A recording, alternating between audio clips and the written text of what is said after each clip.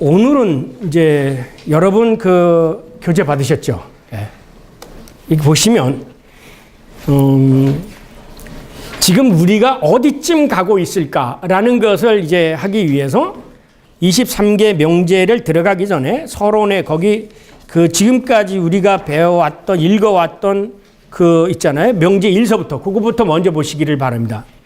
거기에 보면 지금 파라그раф 24 명제가 끝나면 뭐가 끝나냐면 이 말씀론이 끝나게 되어지는 거예요. 말씀론. 그래가지고 파라그раф 1, 2는 교회학이라는 게 뭐고, 교회학 서술이라는 게 뭐고, 그 다음에 2, 3, 4, 5, 6, 7은 교회와 교회학과 말씀과의 그 관계. 그러니까 일종의 교회학의 기준이 되는 그 말씀에 대해서 얘기해, 그죠? 그 다음에 하나님의 계시를 얘기할 때 삼위일체를 얘기하면서 거기에 말씀 그 자체, 그 다음에 두 번째 단락, 2페이지의 두 번째 단락에 가시면 뭐야? 말씀이 육신이 되신 거, 그 다음에 세 번째 단락에 성령의 부어주심이 되죠. 그러니까 그것이 성부, 성자, 성령, 삼위일체와 더불어서 말씀 그 자체, 계시된 말씀, 선포된 말씀, 이렇게 말씀의 세 가지 양태가 형성이 되죠. 그리고 나서 이제 성령론에서 파라그раф 19, 20, 21에서 교회를 위한 말씀, 이제 그 자체의 기준이 되는 말씀. 그 다음에 지난주서부터 얘기한 교회의 선포. 이거는 뭐냐면 성서 그 자체, 성경론은 기록된 말씀 그 자체를 논한 거고요. 오늘 4장에 들어가서 교회의 선포 가운데 파라그раф 22, 23, 24는 교회에서 선포되어지는 말씀과 가르치는 말씀이 어떻게 하나님의 말씀이 되느냐. 그리고 그 말씀을 어떻게 연구하는 것이 그 과제가, 교회학의 과제가 거기서 뭐냐. 요거를 얘기하려고 하는 거예요. 그리고 나서 그 다음을 보십시오. 이제 2-1권서부터 2-2권까지는 긴 부분이 뭐냐면 이제 하나님의 신론이 부작이 되죠. 그 다음에 2-2권에 넘어가면은 거기서 나오는 예정론, 선택론이 거기 하나님의 사역이 다 나오고요. 4-로 넘어가면서 이제 창조론이 나오게 되어집니다. 그 다음에 3- 그리고 3- 다 끝난 다음에 3-1, 2, 3, 4가 끝난 다음에 4-1, 2, 3에서 4- 그것은 뭐가 나면 예수 그리스도에 대한 나원이고, 그 다음에 바르트가 살아서 있었더라면 아마 5권에 가서 성령론을 썼을 거예요. 그러니까는 전에 대고 말씀드려요. 바르트의 모든 신학은 모든 주제를 기독론적으로 해석해서 삼위일체론적으로 전개해 나간다. 요거를 여러분들이 이해를 하시면 좋겠습니다. 그래서 오늘 이거를 이해하시기 되기 위해서 제가 이 도표를 하나 그려드릴 테니까 이거를 읽어보시면서 이제 다음 시간, 오늘부터는 제가 좀 이렇게 강의를 바꾸려고 해요. 방법을. 왜냐하면 지금까지 일방적으로 다 듣고만 계시고 질문하는 기회가 없어서요. 일단은 간단하게 한 15분 내에 요 전체 아웃라인을 제가 말씀드리고, 그 다음에 그것을 질문을 받으면서 여기에 읽어나가는, 그 주제와 관련해서 읽어나가는 방식으로 여러분들이 좀 질문을 더 많이 하는 시간을 갖도록 하겠습니다. 그래서 이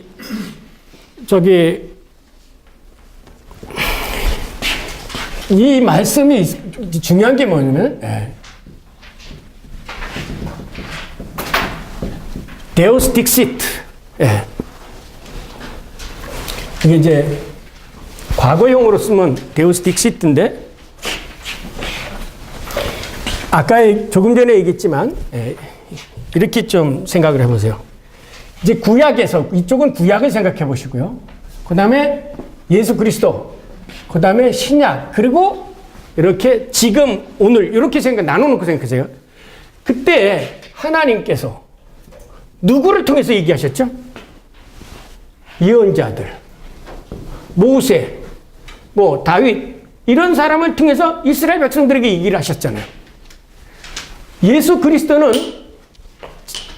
태초에 그 말씀이 직접 인간의 육신이 되어가지고 우리들에게 얘기한 거예요. 그 당시 이스라엘 제자들에게. 그런데 사도들은 어떻게 얘기하죠? 신약시대는 예수님의 말씀을 사도들이 들어서 정한 거고, 이게 그 당시 교회죠. 그러면 오늘은 어떻게 얘기하겠느냐 이거죠. 오늘은 이렇게 얘기한다, 그죠? 네. 그게 뭐냐? 예수님은 뭐냐면 에고, 디코, 내가 말한다. 여기서 뭐냐면 테오스 혹은 여기 라틴어로 말했어요. 뭐냐면 핵, 딕시트, 도미누스. 하나님이 그때 그렇게 말씀하셨는데 그 당시 예수 그리스도의 말씀하시고 그 다음에 예수 그리스도의 말씀을 들어서 사도들이 누구의 말씀대로? 성령의 인도함을 따라서. 그래서 오늘도 이 말씀을 가지고 오늘 설교자는 오늘 우리가 되려고 하는 것은 여기에요. 그럼 오늘날 설교자들은 어떻게 그 당시 말씀하시던 분이 오늘 우리들에게 말씀하게 되지나 요거를 다루려고 하는 거예요. 근데 여기다가 제가 바깥에 나왔기 때문에 자 보세요. 그래서 이 예언자들은 말할 때 뭐냐면 지난번에 무슨 아마르 야훼 그렇잖아요. 하나님께서 이렇게 말씀하셨느냐. 예언자들이 그렇게 이 사도들은 뭐라고 그랬어요?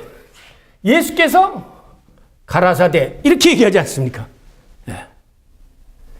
그리고 오늘 하나님의 말씀이 내게 임하였으니 그 예수님도 그랬잖아요. 예수님도 뭐냐면 예수님께서 여기다 하나님의 말씀이 내게 임하였으니 예수님께서 직접 그 당시 제자들에게 말씀하신 거예요. 자, 그러면 이건 간단하게 생각하세요. 자, 옛날에 하나님이 말씀하시던 분이 지금은 침묵하고 계실까요? 침묵하고 계시다면 이건 뭐예요? 이신론이죠. 예. 하나님이 어떤 방향, 모세에게 말씀하시던 그 여호와 하나님, 그리고 아브라함에게 나타나셨던 여호와 하나님, 그분이 지금 침묵하고 계신 분이 아니라는 거예요. 예. 이거의 모든 신학의 출발점을 바르트가 어디서 잡느냐? 요거의 구조를 어디서 찾느냐? 히브리서 1장 1절과 2절 거기에 뭐라고 되어 있습니까? 한번 찾아보세요. 예. 나중에 제가 이건 여러분에게 이렇게 해서 너무 복잡하게 되는데 이걸 그려서 다 드릴 테니까 그걸 보시면 알아요. 제가 여기에 그 성경 구절들이 이 바르트 책 전체에 어디 어느 구석에 나타날까지 제가 다 표시를 해왔어요. 그러니까 이거는 여러분만 들으세요. 여러분이 그래서 제가 논문을 쓰거나 그럴 때 대가를 건드리라고 그래요. 저희 선생님 가운데 한태동 박사님이 계신데 네가 읽어서 못 알아듣는 거는 그 쓴 놈도 모르는 거다. 모르고 쓴 거다. 그런 말씀을 하세요. 그러니까 정확하게 시스템마틱하게 아주 조직적으로 쓴 책, 정확하게 발견한 책은 오히려 이해하기가 쉬운데 읽어도 무슨 소리인지 모르는 거는 쓴 놈도 지도 모르고 썼다 이거예요. 그런데 성경 그래서 제가 아까 그 부분 있잖아요. 540페이지 딱 읽어가면 거기에 그대로 나오게 되어지는데 뭐냐면 하나님께서 히브리서 1장 이 바르트가 제일 좋아하는 성경이 뭔지 아세요? 요한복음과 히브리서예요. 요한복음과 히브리서예요. 그래서 히브리서고 요한복음 몇십 번씩 한 10번 이상 읽었습니다. 저는 거기 보면 뭐라고 기록되어 있느냐면 이렇게 기록되어 있습니다. 옛적에 선지자들을 통하여 여러 부분과 여러 모양으로 우리 조상에게 말씀하시던 하나님이 그죠? 그 옛날 여호와 하나님께서 여러 모양 여러 방법으로 우리 조상들에게 말씀하시는 그 하나님이 여기 오죠. 여기 마지막 때에 그죠? 마지막 때에 마지막 시간에는 아들을 통하여 우리에게 말씀하셨다. 그러면 예수님이 말씀하시고 승천해서 예수님도 침묵하고 계시겠어요? 아니죠. 이분도 뭘로 말씀하시고 계세요? 뭘로 말씀하고 계세요? 성령으로 말씀하고 계셔. 뭘 가지고? 예수님이 말씀해 놓은 기록된 이 말씀을 가지고 말씀을 한다는 거예요. 그래서 여기 제 페이지는 540페이지지만 여기 599페이지 거기 찾아가면 바르트가 무슨 성경 기조를 또 인용하고 있느냐면 요한복음 16장 거기에 기조를 인용하고 있어요.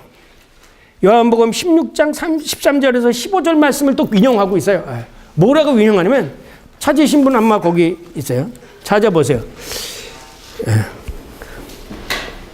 그러면서 뭐냐면 특히 마태복음 10장 19절을 말씀하면서 그 제자들에게 내가 네 입술에 네 말에 전할 말씀을 붙이겠노라. 그 제자들, 사도들의 말을 얘기하는 거예요. 이쪽으로 넘어간다고요. 그래서 뭐랬어요?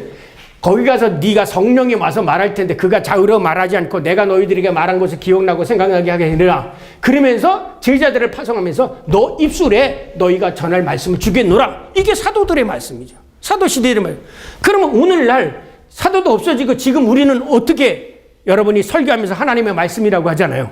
그 말씀이 왜 하나님의 말씀이에요? 자, 하나님이 그 말씀 그 자체. 그래서 바르트에게 있어서는 하나님이 이런 걸 아셔야 돼요. 바르트의 말씀은 하나님의 말씀 그 자체야. 하나님의 말씀 그 자체야. 그래서 여러분 파라그랍 이 19 파라그랍 19에 보면 하나님의 말씀 자체다라는 것을 알 수 있어요. 예. 파라그랍 명제 19 보면은 바르트는 우리가 같이 안트로모르피스적으로 얘기하지만 바르트가 생각하는 것은 태초에 말씀이 계시니라. 그죠? 요한 1서 앞에 그 말씀을 그대로 받아들인 거예요. 요한복음 태초에 말씀이 계시니라. 그분이 곧 하나님이시라. 그 말씀이 육신을 입고 오신 분이 뭐야? 이게 예수다. 이렇게 생각한 거예요. 그리고 이 말씀을 이 예수 그리스도의 말씀에 대해서 기록한 그 성경, 그렇기 때문에 이 성경이 곧 하나님의 말씀이다. 이렇게 얘기하게 되죠. 그래서 명제를 보면 오늘 명제도 그렇고 딴 명제도 보면 바로 거기서 지난번에 제가 여러 번 각주로 제가 썼는데요. 자, 각주. 명제 19절 한번 찾아보세요. 명제 책 안 가져오셨죠? 네. 명제 19에 뭐라고 기록되어 있느냐면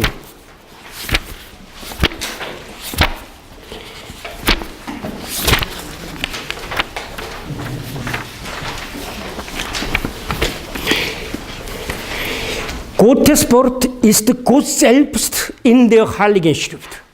제가 아주죠. 이렇게 되어 있어요. 그러니까 죄송합니다.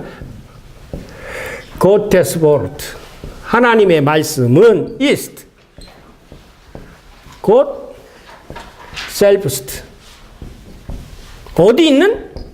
지난번 in der Heilige Schrift.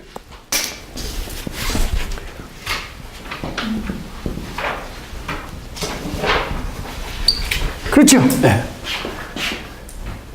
그래서 예수님이 성경을, 구약 성경을 가지고 읽으면서도 이 성경이 곧, 이게 구약이라고 하면 이 성경이 곧 예수 그리스도, 나에게 대해서 증언한 것이다. 그리고 예수님이 하신 말씀이 신약에 기록되어져 있고. 그러니까 이렇게 되죠. 이 구약의 모든 말씀이 예수 그리스도로 기대고 이 예수 그리스도에 관해서 폭넓게 증언하고 있는 것이 사도들에게 성령이다. 이렇게 생각하죠. 그러니까 여러분 이건 기초적으로 학교에서 다 배워줬을 거 아니에요. 이게 예수 그리스도예요. 그래서 예수 그리스도는 살아계신 하나님의 말씀, 화육된 하나님의 말씀, 이 말씀을 증언하고 있는 사도들의 말씀, 그것이 기록되어 있는 게 성경이라고 하면 이게 이렇게 성경이 됐잖아요. 오늘은 이 성경을 가지고 우리가 얘기를 해야 된다는 거죠. 그러면 설교가 정말 하나님의 말씀을 제대로 전하는지 안 하는지 분석을 해봐야 될 거 아니냐. 요 사람이 설교자가 김재진이 오늘 설교를 하는데 말씀은 예리만 마태복음 읽어놓고 딴 얘기를 하고 앉아있어. 이건 설교가 아니라는 거죠. 그러니까 교회학이라는 것은 여기 오늘 듣는 교회의 역할이라는 거예요. 듣는 교회는 이 설교자가 하나님 말씀을 제대로 듣고 이렇게 전하는지. 그죠? 요것은 파라그랍 24에서 나와요. 가르치는 교회에서. 오늘은 파라그랍 23은 듣는 교회. 요 말씀을 제대로 들어야 되는데 이 말씀에 이거를 읽어내지 못한다면 설교회가 아무것도 아니다라는 거예요. 그리고 아까 그랬잖아요. 믹서 필로소피크 테올로기. 철학과 무슨 문학과 심리학과 모든 것을 갖다 짬뽕 해가지고 그런 거 그건 설교가 아니라는 거예요. 철저하게 예수 그리스도의 증인은. 생각을 해보세요. 제자들을 보낼 때 너희는 나에 가서 사마리아 땅끝 나의 증인이 되라고 그랬지 네 소리 가서 잔소리하지 하라는 얘기가 아니었거든요. 그러니까는 바르트가 설교를 왜 얼마나 중요시 여겼느냐면 설교 속에 하나님이 살아계시다는 거예요. 그렇잖아요. 우리가 설교 속에 설교 듣고 은혜 받고 거기서 인칼리지 되고 정말 하나님을 만나게 되는데 뭐 산꼭대기 올라가서 뭐 100일 기도했다고 해서 하나님 만나는 게 아니라 이 살아계신 말씀을 만나는데 여기 속에서 하나님을 만나게 된대요. 그러니까 설교자들은 이 설교를 통해서 하나님의 말씀을 성도들에게 만나게 해줘야 된다는 이 중간적인 역할을 해야 된다는 거예요. 그런데 오늘날 이게 없어진 거죠. 왜? 말씀 안 공부하고 뭐 예화문도 찾고 무슨 뭐 드라마 본 거 얘기해가지고 사람들에게 웃길 얘기 찾고 이게 돼요? 안 되죠. 그래서 심지어는 지난번에 말씀드렸지만 정 내가 이 설교를 해석해낼 수가 없다면 그냥 말씀을 그대로도 읽어서 전포하라 이거야. 그래서 오히려 그 되지 못한 설교보다는 통독이 낫죠. 그죠? 성경 통독이 더 나은 거예요. 사람들이 성경 통독을 통해서 쫙 읽어가면서 하나님의 말씀을 거기서 직접 만나게. 왜? 로마서에 있는 것처럼 하나님의 말씀은 능력이라. 예리한 날성같이 영혼 골수를 쪼개니 그 말씀을 계속 듣고 있는 것이지 거기다 사족을 붙여가지고 목사의 얘기를 듣는 것보다 더 낫지 않겠느냐. 그죠? 목사가 오히려 할 수 있는 일이라는 건 이 말씀을 정확하게 증언해 줄 때 여기서 참된 설교가 살아있고 여기서 교회가 산다는 거예요. 그러니까 바르트는 뭐니까 참된 교회와 회중이라는 거 구분시키는. 그냥 교인들이 모였다고 해서 교회가 아니라는 거죠. 이 말씀이 바로 전포되어진다는 거죠. 오늘 그 얘기를 하려고 아주 장황하게 이것을 교회학이라는 거하고 간첩해서 얘기를 하고 있는 거예요. 제가 할 얘기는 오늘 이거예요. 이제 여러분이 질문하세요. 질문하세요. 그러면 제가 그 질문에 상당하게 어느 페이지를 찾아보십시오. 또 어느 것을 찾아보면 거기에 자세한 얘기가 나와서 이렇게 답변되는지 오히려 여러분이 궁금한 게 더 확실하게 해결이 될 수 있지 않겠어요? 자 보세요. 여기서 여기 페어킨드 이 설교자가 먼저 들어야 된다는 거예요. 지가 듣지 않고서 그래서 뭐냐면 이게 뭐냐? 들은 것을 전하는 거. 이게 뭐야? 이게 최초의 케리그마야라는 거예요.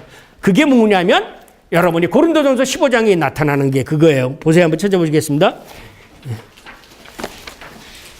여러분 성경은 꼭 가지고 다니세요. 제가 학생들에게 늘 그러면 법과 공부하는 학생들이 법전 안 들고 다니는 것처럼 목사가 성경 안 들고 다니는 거는 법전 안 들고 다니는 거와 똑같은 거예요. 그러니까 여러분 성경은 뭐 여기도 있으니까 한번 찾아보세요. 요즘 핸드폰에 다 있지 않습니까? 고린도전서 15장 거기에 참 바르트가 죽은 자의 부활이라는 책 쓴 거 있지 아시죠? 정경관 박사님이 번역됐기 때문에 영혼 불명과 죽은 자의 부활이라는 그 책자에 보면 그 책이 전부 뭐냐면 고린도 전서 해설이에요. 해설 강해집인데 그 고린도 전서가 마지막 결론이 어디 있냐? 15장 이후에 났다는 거죠. 그러면서 거기에 고린도전서 15장 뭐라고 그래요? 내가 파라도시스라는 말이라죠. 파라도시스.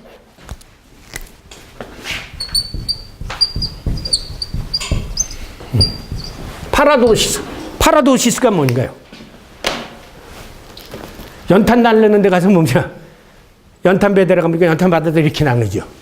내가 먼저 받은 것을 너희들에게 전하느라. 내가 성령을 통해서 하나님께 받은 것을 내가 여러분에게 전하면 이게 설교라는 거예요. 거기 뭐냐? 봐봐. 그대로 저 있잖아요. 내가 먼저 받은 것을 너희에게 전하노니. 그는 어떻게 됐어요? 죽었다가 부활하셨고 나타나셨다. 그런데 형제들아, 내가 너희에게 전한 복음을 너희에게 알게 하노니 이는 너희가 받은 것이요 또 그 가운데 선 것이라. 너희가 만일 내가 전한 그 말을 굳게 지키고 헛되이 믿지 아니하면 그로 말미암아 구원을 얻을 것이니라. 내가 받은 것을 먼저 너희에게 전하노니 이는 성경대로 그리스도께서 우리를 위하여 죽으시고 장사된 비와 쌓였다가 사흘 만에 살아나셨다. 이게 최초의 케리그마, 예수 그리스도의 죽음과 부활을 증언하는 거예요. 근데 그걸 뭐라고 그랬어요? 사도 바울이? 내가 받았다. 맨 처음에 자기가 그 말을 받아들일 때 안 받아들였잖아요. 예수가 부활했다는 소리를 안 듣고 예수 부활했다는 사람 죽이려고 덤벼들었던 사람이 다메섹 동산에서 그것을 예수 부활하신 말씀을 만나고 나서 먼저 들은 얘기가 다 사실이로구나 라고 해서 나한테도 나타났다 하면서 뭘 전합니까? 15장이 뭐예요? 부활장 아닙니까? 예수 그리스도의 부활을 전하는 거예요. 설교라는 것은 먼저 하나님께서 그 옛날 아브라함과 예언자들에게 그리고 사도들에게 그리고 예수님이 직접 하신 말씀을 내가 듣고 이런 거야 라고 전하는 거죠. 쉽게 얘기하면 간증한다는 거예요. 그래서 이 설교자의 역할을 뭐냐면 쪼이게라고 표현합니다. 쪼이게. 쪼이겐 이거를 신진호 목사는 전부 증거라고 번역했는데 이게 증언이에요. 증거보다는 증언. 무슨 뭐 이것이 사실이냐 뭐 법정에서의 증거보다는 내가 이 받은 것을 증언하는 거예요. 경험한 것을 증언하고 하나님께서 들려온 것을 전하는 거. 그러니까 사도 바울이 뭘 합니까? 가서 여러분 사도행전을 보세요. 사도 바울이 아그리빠 왕이나 이런 사람들한테 쫓겨가서 재판정에 가서 뭡니까? 내가 옛날에 다메섹으로 가던 동안에 베란간 하늘에서 소리가 나서 났는데 내가 그전에는 예수를 믿는 사람들을 박해했었는데 그 소리를 듣고 예수님과 부활했다는 거예요. 당신도 예수를 믿으셔. 그러니까 네가 인간의 지식으로 나그를 기독교인이 만들려고 하느냐? 이렇게 하잖아요. 가는 곳곳마다 법정에서 뭘 증언합니까? 예수 그리스도의 부활을 증언한 거예요. 이게 케리마를 그건 거예요. 케리그마. 저희 연구원을 케리그마로 해진 것이 뭐냐면 거기 로고를 보면 뭐가 돼 있습니까? 설교대 케리그마 이렇게 보면 혹시 가지나 여러분 이렇게 된 거 아시세요? 네. 이렇게 나고 나서 케리그마 이렇게 돼 있죠? 네. 이게 뭐냐면 선포하다, 설교하다는 거예요. 뭘? 하나님의 말씀을요. 네. 그래서 이제 오늘 이 과제, 듣는 교회의 기능으로서의 교육이라는 교회가 어떻게 하면 이 말씀을 좀 잘 이해할 수 있겠느냐. 그 점을 이제 얘기하겠다는 거예요. 뭐, 그거야 방법론이니까 간단한 거죠. 폼은 이 형태로 있으니까요. 질문하세요. 왜냐하면 예수님이 뭐라고 얘기하냐면 여러분 요한복음을 읽으면서 요한복음의 밑에, 그러니까 요한복음의 핵심이 뭐라고 생각하십니까? 말씀이 육신이 되었다? 네. 말씀이 육신이 되었다? 그거라고 생각하세요? 아니면 뭐 각자가 또 다른 게 있다고 생각하십니까? 요한복음을 몇 번 읽어보셨다면 예수님이 가장 많이 증언하는 부분이 있어요. 그게 뭐냐면 내가 아버지께서 왔다 이거예요. 내가 아버지께서 와서. 그래서 아버지가 지금 나하고 함께 있어. 그리고 내가 하는 얘기는 다 아버지 얘기야. 내 말은 곧 아버지 얘기야. 이 얘기를 수없이 해요. 아마 여러분 오늘 가서 요한복음 다시 한번 읽어보세요. 한번 찾아보실까요? 아무데나 한번 찾아보세요. 요한복음. 그래서 예수님이 뭐라고 그러면 요한복음의 어느 한 군데 한번 찾아보세요. 요한복음 14장 24절 한번 찾아보실래요? 혹은 16장 28절도 그렇고 아무데나 한번 우선 가까이 제가 펴봤으니까 요한복음. 예수님이 오늘 가서 다시 한번 찾아보세요. 그러니까 여러분 여기서 이렇게 들으시고요. 지금까지 내가 이제 죄송합니다. 이건 사적인데요. 제가 신학을 그렇게 많이 오랫동안 대학에서 공부를 했으면서도 하나님의 나라라고 하는 그 단어가 저한테 이렇게 와닿기는 제가 이 대학원 졸업하고 목사 안수 받고 유학 가기 전에 어떤 사람이 지적해 줘서 그때 알았어요. 성경에 하나님 나라가 수없이 나왔는데도 그게 제 눈에 눈꺼풀처럼 그냥 매일 읽으면 읽었지 그것이 내 마음에 이렇게 확 와닿는 말씀. 이런 여러분 그렇잖아요. 혹시 어떤 분 큐티한다 그러는데 오늘 말씀을 읽다가 보니까 배낭은 어떤 말씀이 나에게 확 닿는 것처럼 성경을 수없이 읽었는데도 불구하고 하나님의 나라가 그렇다. 이게 예수님이 선포하니까 하나님의 메시지가 하나님 나라가 굉장한 캐리그마의 메시지가 가장 중요한 거다. 이거를 깊이 느껴지기라는 것은 신학 공부해서 느껴진 게 아니었더라고요. 어떤 사람이 질문하는 바람에 느껴진 거예요. 그런 것처럼 여러분 오늘부터 가서 요한복음을 한번 단숨에 읽어보세요. 자, 밤을 새든지 간에 쭉 이게 성령이 인도하면요. 이번 성경 읽기 시작하면 어느 때는 밤 2시, 3시고 그냥 읽어 나가지 않아요? 저는 가끔가다 그러는데 읽다 보면은 계속해서 많이 나오는 게 뭐냐면 아버지와 나 하나다. 요한복음 10장 30절이죠. 아버지와는 내가 하는 것을 너희가 믿지 못하는 내 안에 아버지가 계신다는 걸 깨달아. 자, 한번 10장 30절 찾으셔보세요. 한번. 요한복음 10장 나와 아버지는 하나다. 또 38절에 뭐라고 그러면 내가 행하는 것을 나를 믿지 아니할지라도 그 일을 믿어라. 그리하면 너희가 아버지께서 내 안에 계시고 내가 아버지 안에 있음을 너희들이 깨닫게 될 것이다. 그다음에 항상 내 말을 듣는 줄을 내가 아노니 그러나 이 말을 하옵는 것은 11절에 하옵는 것은 둘러선 무리들을 위함이니 곧 아버지께서 나를 보내신 것을 그들로 믿게 하려함이니라. 그러니까 예수님의 말씀 가운데 많은 부분이 뭐냐면 내가 아버지께서 왔어. 아버지께서 지금 나하고 함께 해서 그래서 내가 하는 말이 곧 아버지 말이야. 이 말씀이에요. 그리고 나서 요한복음 그 제자들을 보낼 때 성령이 와서도 뭐 하라고 하냐면 그가 자유로 말하지 않고 내 얘기를 할 거야. 내가 말한 것을 계속 생각나게 해줄 거야. 내가 말한 것을 기억하게 할 거야. 그렇게 14장 26절에도 보면 보혜사 곧 아버지께서 내 이름으로 보내실 성령 그가 너희에게 모든 것을 가르치고 내가 너희에게 말한 모든 것을 생각나게 하리라. 그러면 여기서 답이 다 나왔죠. 듣는 교회가 하나님의 말씀을 제대로 들으려면 뭐가 필요하다고요? 네? 인간이 이 말씀을 깨달을 수 있을까요? 성령이 없으면 너희가 들어도 듣지 못하고 보아도 알지 못한다는 거죠. 이것을 하려면 듣는 교회는 철저하게 하나님의 성령에 의해서 들어야 된다는 거예요. 그래서 명제에 나오잖아요. 명제에 뭐라고 하냐. 교회학을 가르치는 교회를 성경 안에서 증거된 그 하나님의 말씀을 새롭게 듣도록 초대한다. 교회학, 그러나 그것은 가르치는 교회가 오로지 듣는 교회 입장에서 순종한, 들으려면 자기 걸 버리라는 거예요. 듣는 교회 입장에서 스스로 하나님의 말씀이 바로 새로운 그분에 순종하고 그 복종에 듣는 교회 자체가 복종함으로 인해서 하나님의 말씀이 들리는 거지 말씀을 들으려고 하는 자세가 없이 성경을 읽어라. 안 들린다 이게요. 안 들린다는 거예요. 그래서 여기서도 뭐냐면 순종이라는 말을 가지고 태초에 하나님의 말씀을 들으려고 하는 말, 귀가 없잖아요. 그러니까 뭐냐면 귀 막고 들으잖아요. 안 듣잖아요. 그런 의미를 이제 여기서 읽어가면 이 바르트가 이 한 얘기를 단순하게 어떤 신학적으로 이렇게 기술하는 것보다는 이 성경을 통해서 읽으면 바르트의 얘기가 더 쉽게 이해가 되어지는 거예요. 예.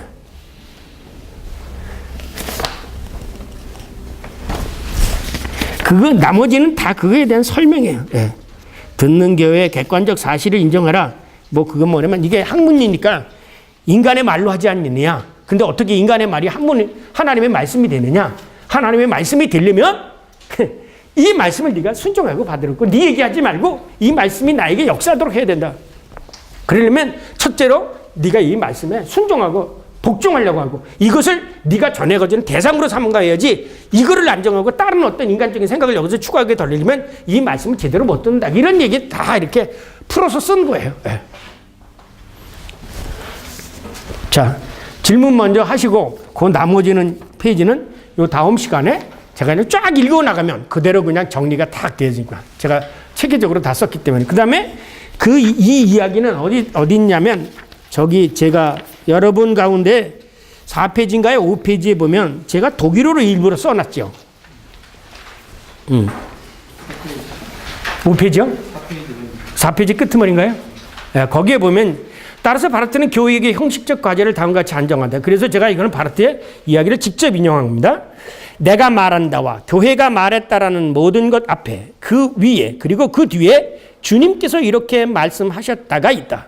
그러므로 교회의 선포 속에서는 주님께서 이렇게 말씀하셨다가 단지 앞에 위에 그리고 뒤에 있을 것뿐만 아니라 내가 말한다가 교회가 말한다는 것의 모든 것 속에 관철되어야 하고 승리해야 한다. 거기에서 이제 그 오타가 났습니다. 오화가 아니라 후하고 FOR인데 Es gibt vor und über und nach dem Ego dico.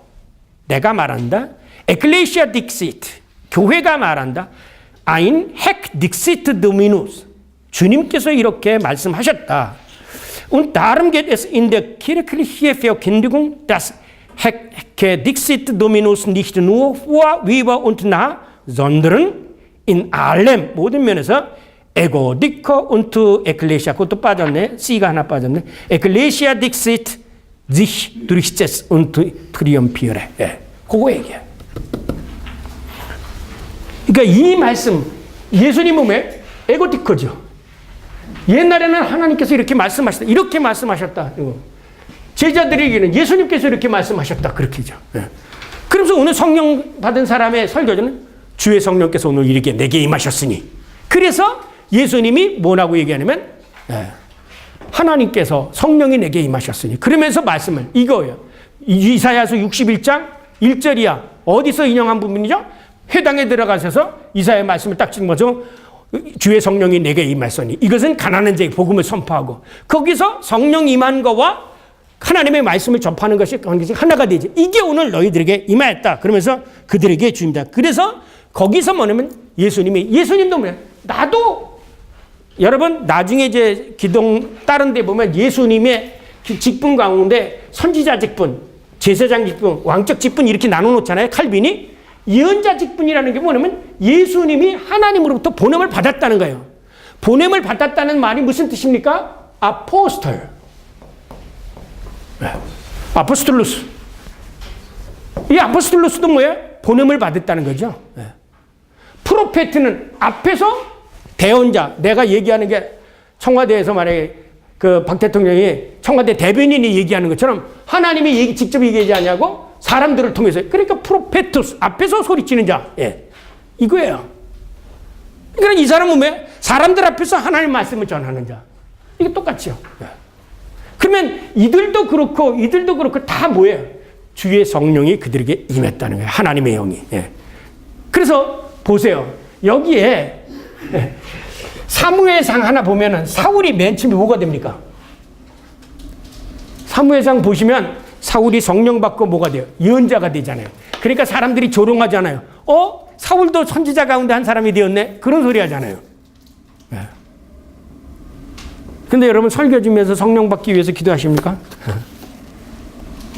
성경을 읽을 때 여러분이 꼭 기도하세요. 그래서 바르트의 Einführung in die Evangelische Theologie 그 책 속에 보면 복음지 신학 입문이라고 번역된 책 보면 거기에 바르트가 기도를 굉장히 강조해요. 그리고 나중에도 사다실 그때말에 보면 기도 문제를 굉장히 중요하게 해요. 왜냐하면 기도야말로 하나님과 우리와의 대화다라는 거예요. 하나님은 우리를. 그리고 저는 하나님은 우리의 기도를 듣고 계셔요. 여기 이제 말씀하시지만 하나님이 우리들의 기도를 듣고 우리만 듣는 게 아니라 우리 거를 하나님도 듣고 계시다는 거예요. 하나님도 듣고 계시다는 거예요. 그래서 기도의 문제를 설교자의 하나의 직무 가운데 가장 중요시 여겨지는 게 기도하는 거야. 기도하는 거예요. 기도하면 하나님의 말씀이 들린다는 거예요. 자, 질문하세요. 질문을 하시는 게 더, 왜냐면 나머지 교재들은 제가 최대한대로 아주 엑기스만 이렇게 해가지고 하나도 빠뜨리지 않고 다 해서 했으니까 그건 조금 이따 제가 쫙 그냥 읽어 나가면 정리가 될 거예요. 교수님, 네. 바르트 시대에서도 네? 바르트 시대에서도 이제 그런 경향이 있긴 있었겠습니다만, 네. 구약을 구약 자체로 의미 있게 봐야 된다라는 성사학자들이 있지 않습니까? 네. 특히 이제 유대교 계통의 영향을 많이 받으신 분들이 그런 말씀하시는데요. 네. 바르트가 구약이 예수 그리스도를 증언하고 있다라고 할 때에 직접적으로 어떤 하나님의 말씀이다라는 형식으로 주어진 말씀을 우리가 그렇게 받기가 쉬운데요. 네. 예를 들어 뭐 이스라엘이 패망하는 역사라든지 사사기에서 망하는 굉장히 혼란스러운 역사라든지 네. 이런 것들이 어떻게 그리스도를 지칭하고 그리스도를 드러내는지에 대해서 바르트는 어떻게 생각하는지. 네, 그건 여기하고 좀 다른 주제인데요. 바르트도 그렇고 그 하인츠 뮬러도 그런데요. 이 바르트가 구약 없이 예수가 나타나지 않았다는 거죠. 예를 들면 예수님 자신이 구약에 대한 인용을 하시잖아요. 그리고 예수님 자신 아까 보면 구약이 곧 나에게 대해서 얘기한 것이다 라고 예수님이 증언한 면에서 이거 좀 다르세요. 여러분 구약신학, 그래서 구약신학을 좋아하는데 구약신학이 유대교화 되어진 건 할라카예요. 할라카가 무엇인지 아시죠? 네. 여러분이 성경을 읽어보면 이런 부분이 있겠어요. 이 할라카라는 것은 구약 성경의 말씀, 토라의 말씀을 유대교 장로들이 특히 교회 중심으로 인해서 되바꿔 놓은 거, 덧붙여 만든 거, 이게 장로들의 전승이 한락해요. 지금 유대교에서 여러분이 미슈나하고 탈무드를 많이 읽는 거는 그거는 구약 성경이 아니라 구약 성경을 까서 이렇게 예를 들면 내 부모를 공경하라는 게 구약 성경의 율법이에요. 근데 여러분 고르반 하면 된다고 얘기하지 않았잖아요. 그래서 예수님이 그것을 비판하잖아요. 고르반해서 또 여자에 대해서 이혼했으면 이혼 증서를 주라. 아니다. 그러면 뭐 때문에 주라? 그건 니네들이 악하기 때문에 준 것이 본래는 그게 아니다 라고 얘기하잖아요. 그러니까 이 본래의 하나님의 말씀과 유대교의 전통과 우리가 구분을 해야 되는데 이스라엘 우리가 여기 보면 히스토리라는 거하고 괴식시대라는 거하고 달라요. 그거는 히스토리예요. 그래서 왜냐하면 바르트는 여러분이 이제 이 반틸이 바르트 신학을 비판하는 것 가운데 하나가 바르트는 히스토리 부인하고 괴식시대를 인정했다. 그런데 반틸은 괴식시대와 히스토리를 몰라요. 여러분 히스토리가 뭐고 괴식시대가 뭐예요? 이거 분명히 구분하셔야 돼요. 이거를 신학자들도 몰라요. 괴식시대와 히스토리하고 뭐가 달라요? 우리나라 말로는 번역할 길이 없어서 둘 다 역사라고 번역하지만 성경은 괴식시대예요.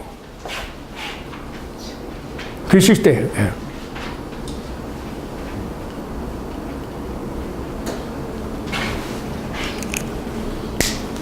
이 괴식시대라는 게 뭐냐? 여러분 조금 시간이 들지만 이거 정확하게 알기 위해서 제가 번역했죠. 예를 들면 A라는 남자하고 B라는 남자하고 같이 예를 들면 이 캐리그마 신학연구원에 와서 공부를 하게 됐어요. 그리고 나서 이제 다 마쳤는데 A라는 남자는 A 나름 나름대로 직장을 가고 B라는 사람은 B라는 여자는 B 나름 대로 그냥 갔는데 어느 날 또 뭐 바르트의 모임이 있고 뭐 그랬다 그래서 캐리그마에서 광고가 났고 광고를 듣고 우연히 왔어. 이 사람도 왔어. 그런데 거기서 아직 결혼했습니까? 안 했습니까? 그래 둘이 얘기하다가 마음이 맞아서 결혼을 해서 아기를 낳고 가정을 이루었어. 만약에 이제 이게 하나의 이야기죠. 그런데 만약에 여기서 B라는 여자가 이 뒤에 와서 역사를 기록할 때 B라는 여자가 그동안 캐리그마의 신학연구원에 와서 공부하고 그동안에 뭐 딴 직장하고 그런 거는 나중에 역사를 쓸 때 쓸 의미가 있어요? 없어요? 이건 쓸 의미가 없는 거예요. 그날 가서 뭐 밥 먹고 똥 싸고 뭐 하고 누굴 만나고 이거 아무 의미가 없어요. 이 사람에게 역사적 의미는 캐리그마 신학연구원에서 바르트 신학을 읽었다라는 게 의미죠. 그거가 안 읽었으면 여기 안 왔을 테니까. 그렇죠? 또 이 남자에게도 역사적 의미는 캐리그마 신학연구원 가서 바르트 명제 강의 들은 게 역사예요. 그런데 또 무슨 컨퍼런스가 있다고 해서 이게 역사적 사건이에요. 이 사람이 A라는 남자가 그동안에 다른 여자들을 많이 만날 수도 있겠죠. 근데 이거 역사 쓰겠어요? 자기 마누라하고 지금 결혼했는데 안 쓰잖아요. 이거는 역사적 의미로서의 사료로서의 가치가 없는 거예요. 이것은 사료로서 가치가 있는 거예요. 성경은 예수 그리스도의 이 사건 속에서 예수 그리스도에게 오기까지의 사건, 이게 뭐냐면 사건 발생이에요. 그것을 어디서 오냐면 괴시엔이라는 단어에서 오는 거예요. 괴시엔. 발생하다, 일어나다라는 뜻이에요. 일어난 사건인데 그 사건을 오늘 하나님의 역사, 뭐냐면 인간의 역사를 쓴 게 아니에요. 하나님이 개입해 들어온 역사를 기록한 거죠. 그래서 일반 역사는 하루도 날짜가 비워서는 안 돼요. 그런데 여러분 신약을 보면이나 사도행전에 보면 그 후 얼마 후 이런 말이잖아요. 그 후 얼마 후라는 것은 그냥 뛰어넘은 거예요. 그 몇 시간이 됐는지 그건 알 수가 없어요. 예를 들면 창세기 1장에 창세기 창세하거나 그 다음에 이거 다 기록했습니까? 디노사우리가 나오고 아니에요. 아브라함 얘기로 나타나잖아요. 하나님이 역사 속에 개입해 들어와서 일어난 사건. 그래서 고태수교 시대예요. 하나님의 역사가 하나님이 인간의 삶 속에 들어와서 일으킨 사건들을 역사적 자료로 해서 만들어 놓은 거래요. 이게 괴식 시대예요. 히스토리는 그게 아니에요. 이야기예요. 오히려 이야기. 그냥 쭉 옛날 얘기처럼 만들어 놓은 거예요. 그렇기 때문에 여기 속에서는 성경 속에서는 실질적으로 일어난 역사적 사건. 이것이 중요한 거예요. 그래서 만약에 이렇게 보세요. 예수가 부활을 안 했다고 생각해 보세요. 신약이 생겼을까요? 만약에 예수가 부활을 하지 않고 신약 성경이 생겼다면 이건 뭐야? 소설이 되겠죠. 소설이 된 거예요. 예수가 진짜 부활했기 때문에 그것 때문에 그 일이 일어난 거고, 사도 바울도 그거를 인정하지 않았다가 자기가 경험하니까 그것도 실질적인 역사적 사건이구나라는 것을 받아들이기 시작한 거죠. 예를 들면 이겁니다. 저는 솔직히 얘기해서 예수님이 장님을 타고나면서부터 장님을 눈을 띄웠다는 얘기 좀 그럴 때 이렇게 마음 한속에 그랬어요. 근데 제 아들이 망막 박리가 돼가지고 실명됐어요. 그래서 하나님께 기도했어요. 하나님, 이건 누구 죄 때문입니까? 죄 때문입니까? 그러면 제 눈 빼서 아들 주겠습니다 그랬어요. 그 기도하는 중에 뭐냐면 이거는 성경 구절이 생각난 거예요. 너의 아버지의 죄도 아니고, 나면서 그랬잖아요. 나면서도 장님된 사람은 누구의 죄 때문입니까? 물으니까 예수님이 그거는 아버지의 죄도 아니고 이 아들이고 하나님의 영광을 위해서라고. 베란가 그 생각이 성경 구절이 나온 거예요. 그래가지고 영등포에 있는 기만가에 가서 신혼여행 갔다 오고 나서 그런 일이 생긴 거예요. 결혼해가지고. 그래 제 아들 레오하고 저희하고 저희 집사람하고 넷이서 붙들고 복도에서 울면서 기도했어요. 그랬더니 거기 사인하는 사람이 몇 번씩 뭐냐면, 이거는 절대로 이거 병 고치는 거 아니니까 뭐냐면 수술을 하는데 실리콘 집어넣어가지고 그냥 놔두면 눈이 이렇게 찡그러지고 얼굴이 변해되니까 그거 안 집어넣기 위해서 한다는 거예요. 예. 근데 한참이 놀라운 거죠. 세 번의 수술과 2번의 시술을 거쳐서 시력을 되찾았는데 아직도 이 눈 안에 뭐냐면 그 기름이 남아있어요. 우리나라에서는 기름을 뺄 수 있는 기술이 없다는 거예요. 그러면서 의사가 그냥 살으십시오. 그리고 나중에 무슨 줄기세포 나오면 고칠 수 있다고 하는 그러면서 희망이나 주더라고요. 그런데 저희 아들이 불란서로 갔어요. 유학을 갔는데 바로 불란서에 그것을 처음 개발해가지고 이제 눈에 남은 기름까지 뺄 수 있는 의사를 발견하게 되어진 거예요. 그래서 제가 하나님이 인도하셨다. 예. 제가 그거를 경험하게 되니까 이 성경에 있는 구약에 있는 사건들이 그대로 다 되어지는 거예요. 예. 뭐 요즘 그렇게 않습니까? 뭐 이 파킨슨병 못 고치잖아요. 그 여러분 스티브 호킹 파킨슨 있죠? 저희 교회 파킨슨병 걸린 여자 와서 기도 났어요. 예. 났어요. 이 말씀이 그냥 과거에 있는 사건이 아니라 오늘 성령의 역사를 통해서 그대로 전하면 믿고 행하라. 그러면 그대로 이루라.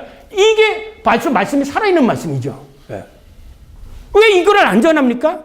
사람들을 위로한다고요? 그래서 바르트가 좀 싫어했던 사람이 누구냐면 슐라이르 마예요. 감정이 아니야. 뭐 설교했다가 그러니까 뭐 찬송 부를 때 가슴이 뜨고 그게 아니에요. 이 말씀이 오텐틱하고 팍툼 객관적 사실로 있다라는 거예요. 예. 그래서 지금도 믿으면 그 사건이 그대로 일어난다는 거예요. 예. 그런데 문제는 예수님이 그렇잖아요. 그런데 마지막 때 믿음 보겠냐? 그러잖아요. 과학이 발달해 될수록 오히려 사람들은 믿음을 믿지 않고 과학을 의지해요. 하나님을 안 믿어요. 그런데 과학이 발달이 될수록 벨벨 희귀병이 또 많이 생겨요. 예. 그래서 저는 그렇게 생각합니다. 저는 이제 목회는 안 하지만, 저는 김재진 목사님이 저를 위해서 기도해 주시면 나을 것 같아요. 그러면 기도해요. 저희 박공승 권사님이라고 그래서 저는 알지도 못하는데, 저 원효동에 있는 거기에 이제 이 시장에서 이 계란 있잖아요. 계란 팔고 어묵 팔고 그러는 분이에요. 근데 어느 날 전화가 왔어요. 저한테. 목사님, 저를 위해서 기도해 주세요. 저는 알지도 못하는 분이에요. 근데 어디냐니까 서울대병원에 있대요. 뭐 하냐면 뇌종양 수술을 한대요. 근데 난 교구 목사도 있는데 왜 나한테 전화를 하냐고. 근데 그분이 그래. 난 꼭 김재진 목사가 기도하면 날 것 같다네. 그런 데는데 제가 안 갈 수 있어요. 얼굴도 모르고. 그래 갔어요. 그래서 다시 물었어요. 진짜 난 초면이에요, 정말. 초면인데 어떻게 나를 알고 이렇게 전화를 하셨습니까? 그랬더니 교회에서 목사님 강의 하는 거 성경 말씀하고 기도하고 가다가 지나가다 듣고 자기가 그때 이 수술을 받아야 되는데 교회를 열심히 다니진 분도 아니에요. 그러니까 교구 목사님도 잘 알지도 못하니까 내가 저분한테 한번 기도를 부탁해 봐야 되겠다 이런 생각을 하고 제 연락처를 알아가지고 전화를 한 거예요. 그래가지고 거기 가서 이제 기도를 했어요. 그래서 제가 무슨 신위의 인사가 있으니까 아무것도 없잖아요. 그래서 물었어요. 제가 기도하면 정말 날 거라고 생각하십니까? 그래서 농담 말고 정말 말했으면 해보시라고. 그랬더니 난 정말 믿는데. 그래서 제가 그래요. 성경 말씀대로. 그러면 집사님 믿음으로 낫는 겁니다. 그러고 나서 기도했어요. 근데 낫어요, 그 사람이. 며칠 전에 저한테 왔어요. 여기 시장에 오면은 한번 들리라고. 한 2년 전이에요. 네. 이 생생한 살아있는 역사는 이 사건 속에서 그대로 일어난다는 거예요. 이거를 학문적으로 설명을 하다 보니까 왜 그러느냐라는 것을 설명하다가 보니까 교회학이라는 게 어떻고 또 듣는 거라는 거고 말씀이라는 게 어떻고 이렇게 다 설명이 구구의지론인 거죠. 그러니까 신학은 쉬운 얘기 어렵게 하는 건 마찬가지예요. 교수님 제 수준에서 이해를 한다면 네. 저 오늘 게시테라는 단어를 오늘 처음 들었는데요. 네. 구속사적 관점에서 의도를 가지고 이제 기록된 책이다라고 이해하는 제가 지금 이해가 되거든요. 의도요? 아니요. 그러니까 구속사적 관점이라는 그 하나님의 인간의 삶에 대한 하나님의 개입이 아니죠. 그걸 바꿔놓으세요. 구속사적인 관점을 가지고 인간이 기록했다면 이거는 인간의 기술의 의도적인 거. 제가 말씀 이제 조금 들어보세요. 이 사건을 기술해놓고 보니까 하나님의 역사가 개입해 들어온 역사가 인간을 구원하시는 역사였구나라는 걸 이해한 것이지. 이거 바꾸서 생각하세요. 왜 제가 죄송합니다. 중간에 막은 건. 그런 것이지 이거를 내가 구속사적으로 기록해야 되겠다고 해서 사람을 기록한 게 아니라는 거예요. 이것이 현대 성서 신학자들이 잘못 알고 있는 거예요. 예를 들면 이겁니다. 예수님이 이런 얘기를 했어요. 구약에서는 예언자들에게 하나님이 말씀하셨잖아요. 예언자들에게 직접 말씀하셨는데 이사야서가 예수님이 올 거를 가지고 얘기한 게 아니에요. 그 당시 이사야적 역사적 상황은 그 역사적으로 어렵고 바벨론 포로가 되어졌을 때 메시아가 나타나서 이런 일들이 이루어질 거라고 생각한 거예요. 그 당시에 이거지. 근데 예수님이 나중에 가서 그것을 치러서 얘기를 한다고요. 거기서 뭐냐면 그러면서 그때 얘기한 것이 곧 나에게 이루어졌다. 그러면서 그 말씀대로 그대로 예수님이 해요. 그러면 나중에 이것을 사람들이 기술한 것 같으면 야 저렇게 이사야서 있으니까 요렇게 써야 요게 앞뒤가 맞겠지. 요렇게 됐을 거 아니에요. 짜 맞췄을 거 아니에요. 짜 맞힌 사람이 없어요. 그래서 어떤 현상이 나타나면 성경에서 신학자들이 뭐냐면 컨티뉴이티가 없다. 그 다음에 중심이 없다. 이렇게 비판을 하는 거예요. 그러나 이 하나님의 역사의 뒷반에서 보게 되지만 하나님이 이 세계를 이끌어가는 그게 있어요. 한 가지 읽어봅시다. 이 요셉은 어느 날 꿈을 꾼 거예요. 꿈을 꿨는데 모든 가르치기 자기에게 절을 하는 꿈을 꿨죠. 그걸 가서 이야기를 했어요. 그런데 하나님 그러다 보니까 이렇게 요셉이 형제들에게 팔려가지고 애굽에 갔잖아요. 그런데 하나님께서는 이 야곱에 되어가지고 여기서 요셉을 통해서 구원할 역사가 이미 하나님 편에서 있었던 거예요. 근데 요셉이나 혹은 보디발의 아내 집에 가서 당하는 이 모든 사건은 요셉이 살았던 역사적 실존 상황이에요. 근데 이 실존 상황 속에서 되어지는 이 모든 것에 그 위에 알지 못하는 하나님의 구원의 역사가 뚫고 있었다는 거예요. 그래서 바르트가 뭐냐면 이 구원사를 얘기할 때 인류의 역사 속에는 신락 같은 거, 예를 들면 우리의 신경이 이렇게 몸이 있지만 신경으로 다 연결되듯이 이 인류의 역사는 하나님의 구원의 역사라는 신락 같은 실줄이 그 안에 담겨져 있다는 거예요. 사람이 기술한 게 아니에요. 그거를 신학자들은 그렇게 해석하죠. 그래서 그닐카라든지 혹은 현대 신학자들이 심지어는 훅스까지도 뭐냐면 부활의 입장에서 예수를 기술했다. 그러면서 부활은 인정해요. 부활의 입장에서 제자들이 그걸 기술했다. 아니에요. 부활을 경험했기 때문에 예수 그리스도의 사건을 다시 되돌아보게 된 거죠. 그거는 순서가 바뀌어져야 돼요. 자, 쉬었다가 여러분 질문할 거 먼저 찾으시기 바랍니다. 잠깐 쉬었다가 계속하겠습니다.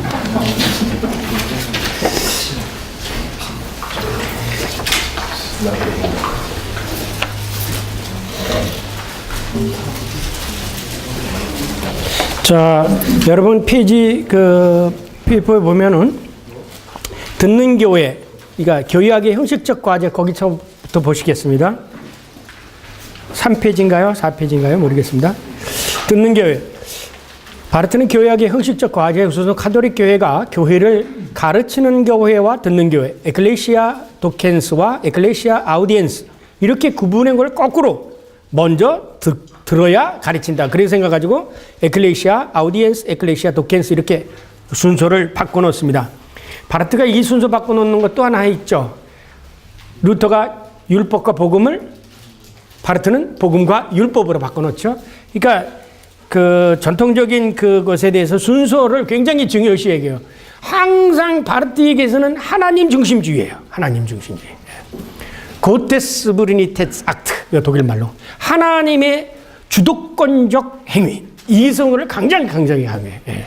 그러니까 선택론에서도 네가 날 선택한 것이 아니라 이게 사실은 바르트 생각이 아니라 성경이죠. 너희가 나를 사랑한 것이 아니라 내가 먼저 너희를 택하고 너희들이 나를 택한 것이 아니라 내가 먼저 너희를 택하자. 우리들의 삶의 모든 것의 주도권은 하나님이 가지고 계셨다. 그래서 신학도 하나님이 보여주셔야 우리가 알 수 있는 거지 우리가 하나님을 더듬어 찾아가는 게 아니다. 이렇게 생각하는 거예요.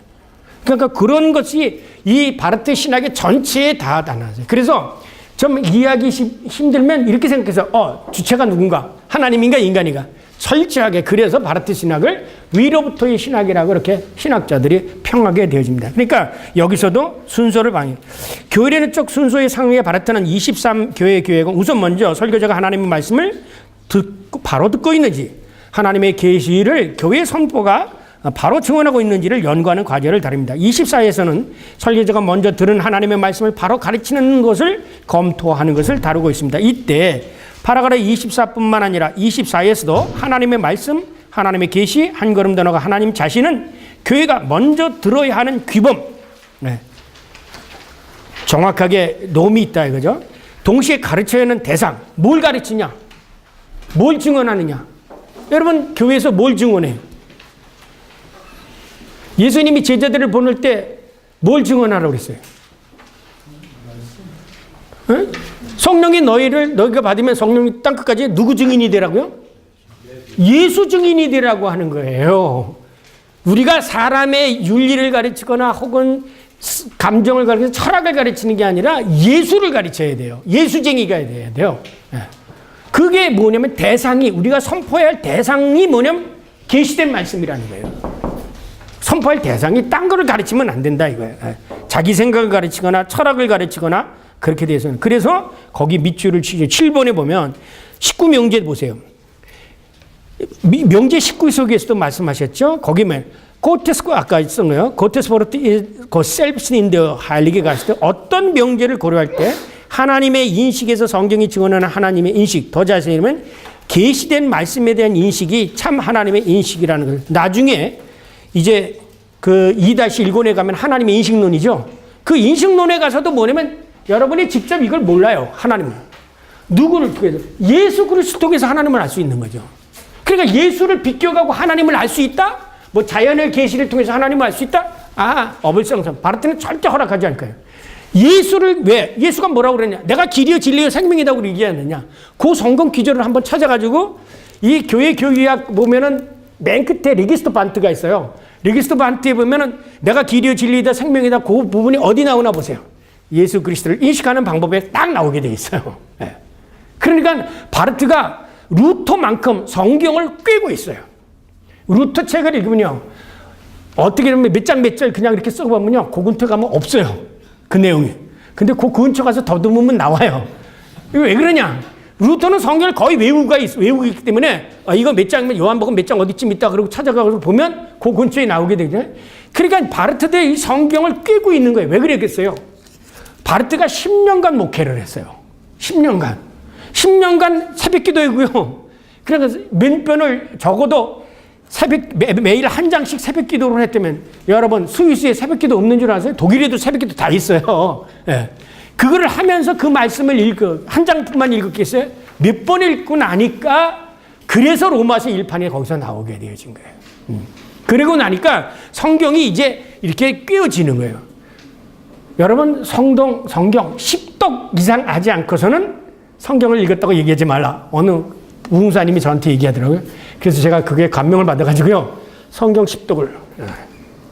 성경이 그러고 나니까 이제 이 성경이 정말 사실처럼 여기저기 다 이 한 구절 생각하면 거기 생각나고 여기 생각나고 저기 생각나고 착착착 나고요. 더군다나 감사한 거는요. 어디 가서 설교를 하는데 하나님이 기도하고 가면요. 이 성경 구절들을 착착착착착 다 생각나게 만들어요. 그것을 느끼면서 뭐라고 느끼냐면 요한복음 16장에 있는 것처럼 너희가 가서 사람들이 말할 때 네가 자유로 말하지 않고 성령께서 내가 말한 것을 너희에게 생각나고 기억나게 해주시겠다. 요 말씀을 경험하게 되어지는 거죠. 그러니까는 바르트가 뭐를 왜 이 바르트의 신학이 보네포의 계시 실종주의라는 비난을 받게 되냐면 그게 잘못된 게 아니라 이 말씀대로 우리가 믿고 행하면 성경에 일어난 사건을 그대로 내가 경험하게 된다는 거예요. 거기서 살아계신 하나님의 말씀을 우리가 만나게 된다는 거예요. 이 죽은 말씀이 아니에요. 그래서 첫 시간에 제가 있죠. 말씀을 이걸 무슨 저기 병원에 가서 이 의자, 옷을 넣든지 혹은 자동차 뒤에다 놓고 사고 안 나게 되기를 바라고 놓고 다닌다면 이건 부적이에요. 그건 부적이지 성경이 아니에요. 성경은 선포되어질 때 여기서 살아계신 하나님의 말씀이 나타나는 거예요. 예. 그런 것처럼 이 바르트에게서 가장 중요한 것이 그 점입니다. 대상이 되어야 된다. 그 다음에 객관적 사실이 있다. 어쨌든 교회학에서 중요시 여기는 것은 설교고 뭐고 인간의 말로 되어진다는 사실을 부인하지 말라 이거예요. 예. 그렇다면 그 인간으로 되어 있는 말씀과 하나님의 말씀과 관계가성에 대해서 얘기되어져야 될 거냐. 이거를 하는 게 뭐냐면 교회학이라는 거예요. 그거 넘어가겠습니다. 그래서 선포되는 인간의 말이 즉 듣는 교회나 가르치는 교회나 모두가 다 인간의 검은 것이 나죠. 인간의 말로 행하기 때문에 이 인간의 말이 과연 하나님의 말씀인가 하나님의 계신가. 여러분 그러잖아요. 말씀의 종 우리 목사님 그러잖아요. 그러면 이 하나님의 설교자가 이 말씀의 종은 누구 말씀을 전해야 돼요? 하나님의 말씀을 전해야 되는데 그러려면 들어야 된다는 것이 결론에 나오게 되죠. 그래서 그 아래 계시 말씀이 얼마나 성경에 기록되어진 것과 일치하느냐라는 것을 된다. 요즘에 이제 평신도들이 그런 말을 하죠. 성경 본문 읽어놓고 목사님이 딴 게 하고 외국 갔다 온 거 뭐 이런 얘기하고 나서 전혀 다른 답이 듣는다. 이건 잘못된 거예요. 설교자의 직무를 행하지 않는 거예요. 그러니까 여러분 설교를 할 때 성경 말씀을 많이 읽고 분석하고 하는 이 주석 작업은 아니더라도 이 말씀의 의미가 뭐냐는 걸 들으려고 하나 이거야. 기도하고. 그래서 바르트는 자기가 이 설교 말씀을 했는데 어느 날 맨 처음에는 이게 바뀌게 된 거 아시죠? 저기 보면 아세요. 이제 여러분 레벤스 라우프에 보면은 자편필에 가가지고 맨 처음에는 신학을 가르쳤어요. 신학적인 설교를 했죠. 헤르만적인 설교를 했어요. 제가 이 대학원을 마치고 처녀 목회를 했는데요. 어느 날 그 나이 많은 권사님이 와서 전도사님 죄송한 얘기지만 전도사님 말씀 하나도 못 알아듣겠는데요. 그러잖아요. 그분이 그러더니 뭐라고 하시냐면 대표 기도를 했으니까 하나님 오늘 거저 왔다가 거저 돌아가게 하지 마시고 그런 기도를 하는 거예요. 나 그거 무슨 소리인데 그게 일상 해오는 기도잖아요. 근데 기도를 해서는 가슴이 찔끔한 거야. 야, 내가 저 사람이 무슨 소리인지 못 알아듣니까 거저 왔다 거저 돌아오나. 그래서 그다음부터는 제가 그 당시 제가 이제 많이 읽었던 게 틸리 책이라든가 무슨 하이데크 책 뭐 이런 책 읽고 가서 막 하니 그분이 알턱이 있어요. 바르트도 맨 처음에 자편필에 가서 그런 얘기를 했어요. 헤르만 책 가지고. 그러다 보니까는 교인들이 안 오고 그래서 성경을 이제 파기 시작을 한 거예요. 예. 그러니까 바르트도 그런 실수가 있었던 거는 이제 레베니스 앞에 보면 아시겠지만 그런 것들이 이제 있었습니다. 그래서 이 불명령한 것들을 전해서는 안 된다. 그래서 그 아래 파라그룹에 따라서 교회의 선포가 하나님의 말씀을 잘못 전하는 오류에서 벗어나기 위해서는 반드시 교의학이 필요하던 거다. 저게 정말 하나님의 말씀이 제대로 전하는지 아닌지를 검증하는 교의학이 필요하다. 그래서 교의학이 필요하게 되고, 그 다음에 그러면 교회학의 주체는 뭔가? 누구겠어요? 교회학의 주체는 누굽니까? 예? 거기 읽어보세요. 교회에서 선포, 하나님이에요. 인간이 교회학을 한다고 생각하지 말라는 거죠. 거기 읽겠습니다. 교회 선포에서 설교자와 듣는 회중에 대해서 요구되어진 게 있다면 그것은 아마도 그들 스스로가 생각하고 행하는 유일한 가능성입니다. 그 기본은 이런 것이다. 즉 하나님에 관한 교회 선포 속에서 이야기된 것 속에서 하나님 자신이 자기를 위하여 말씀하신다. 우리는 뭐가 돼야? 도구가 된다는 거야. 하나님이 나를 통해서 주여 나 같은 종의 입술을 통해서 하나님의 말씀을 전하소서 이렇게 되어야 되는데 내가 하나님을 전하려고 해서는 안 된다는 거죠. 내가 마치 야 이렇게 해서 전하려서는 나는 하나님이 말씀하시는 거에 도구가 되어진다는 거죠. 예. 그러려면 내가 온전히 하나님의 말씀을 들어야 된다는 거죠. 그래서 그 아래 인용하겠습니다. 오히려 교회학적 작업, 교회학적 문장 구성, 교회학적 가르침의 체계는 교회의 선포를 이런 식으로 인도해야 하는 필요성을 기억하게 되는데 한마디로 말하면 교회학은 교회의 선포가 항상 말씀하고 계시는 하나님의 초월적인 말씀을 수용하고 선포하도록 현실적으로 인도하는 것이다. 교회학이라는 건 정말 하나님의 말씀을 잘 듣고 선포하도록.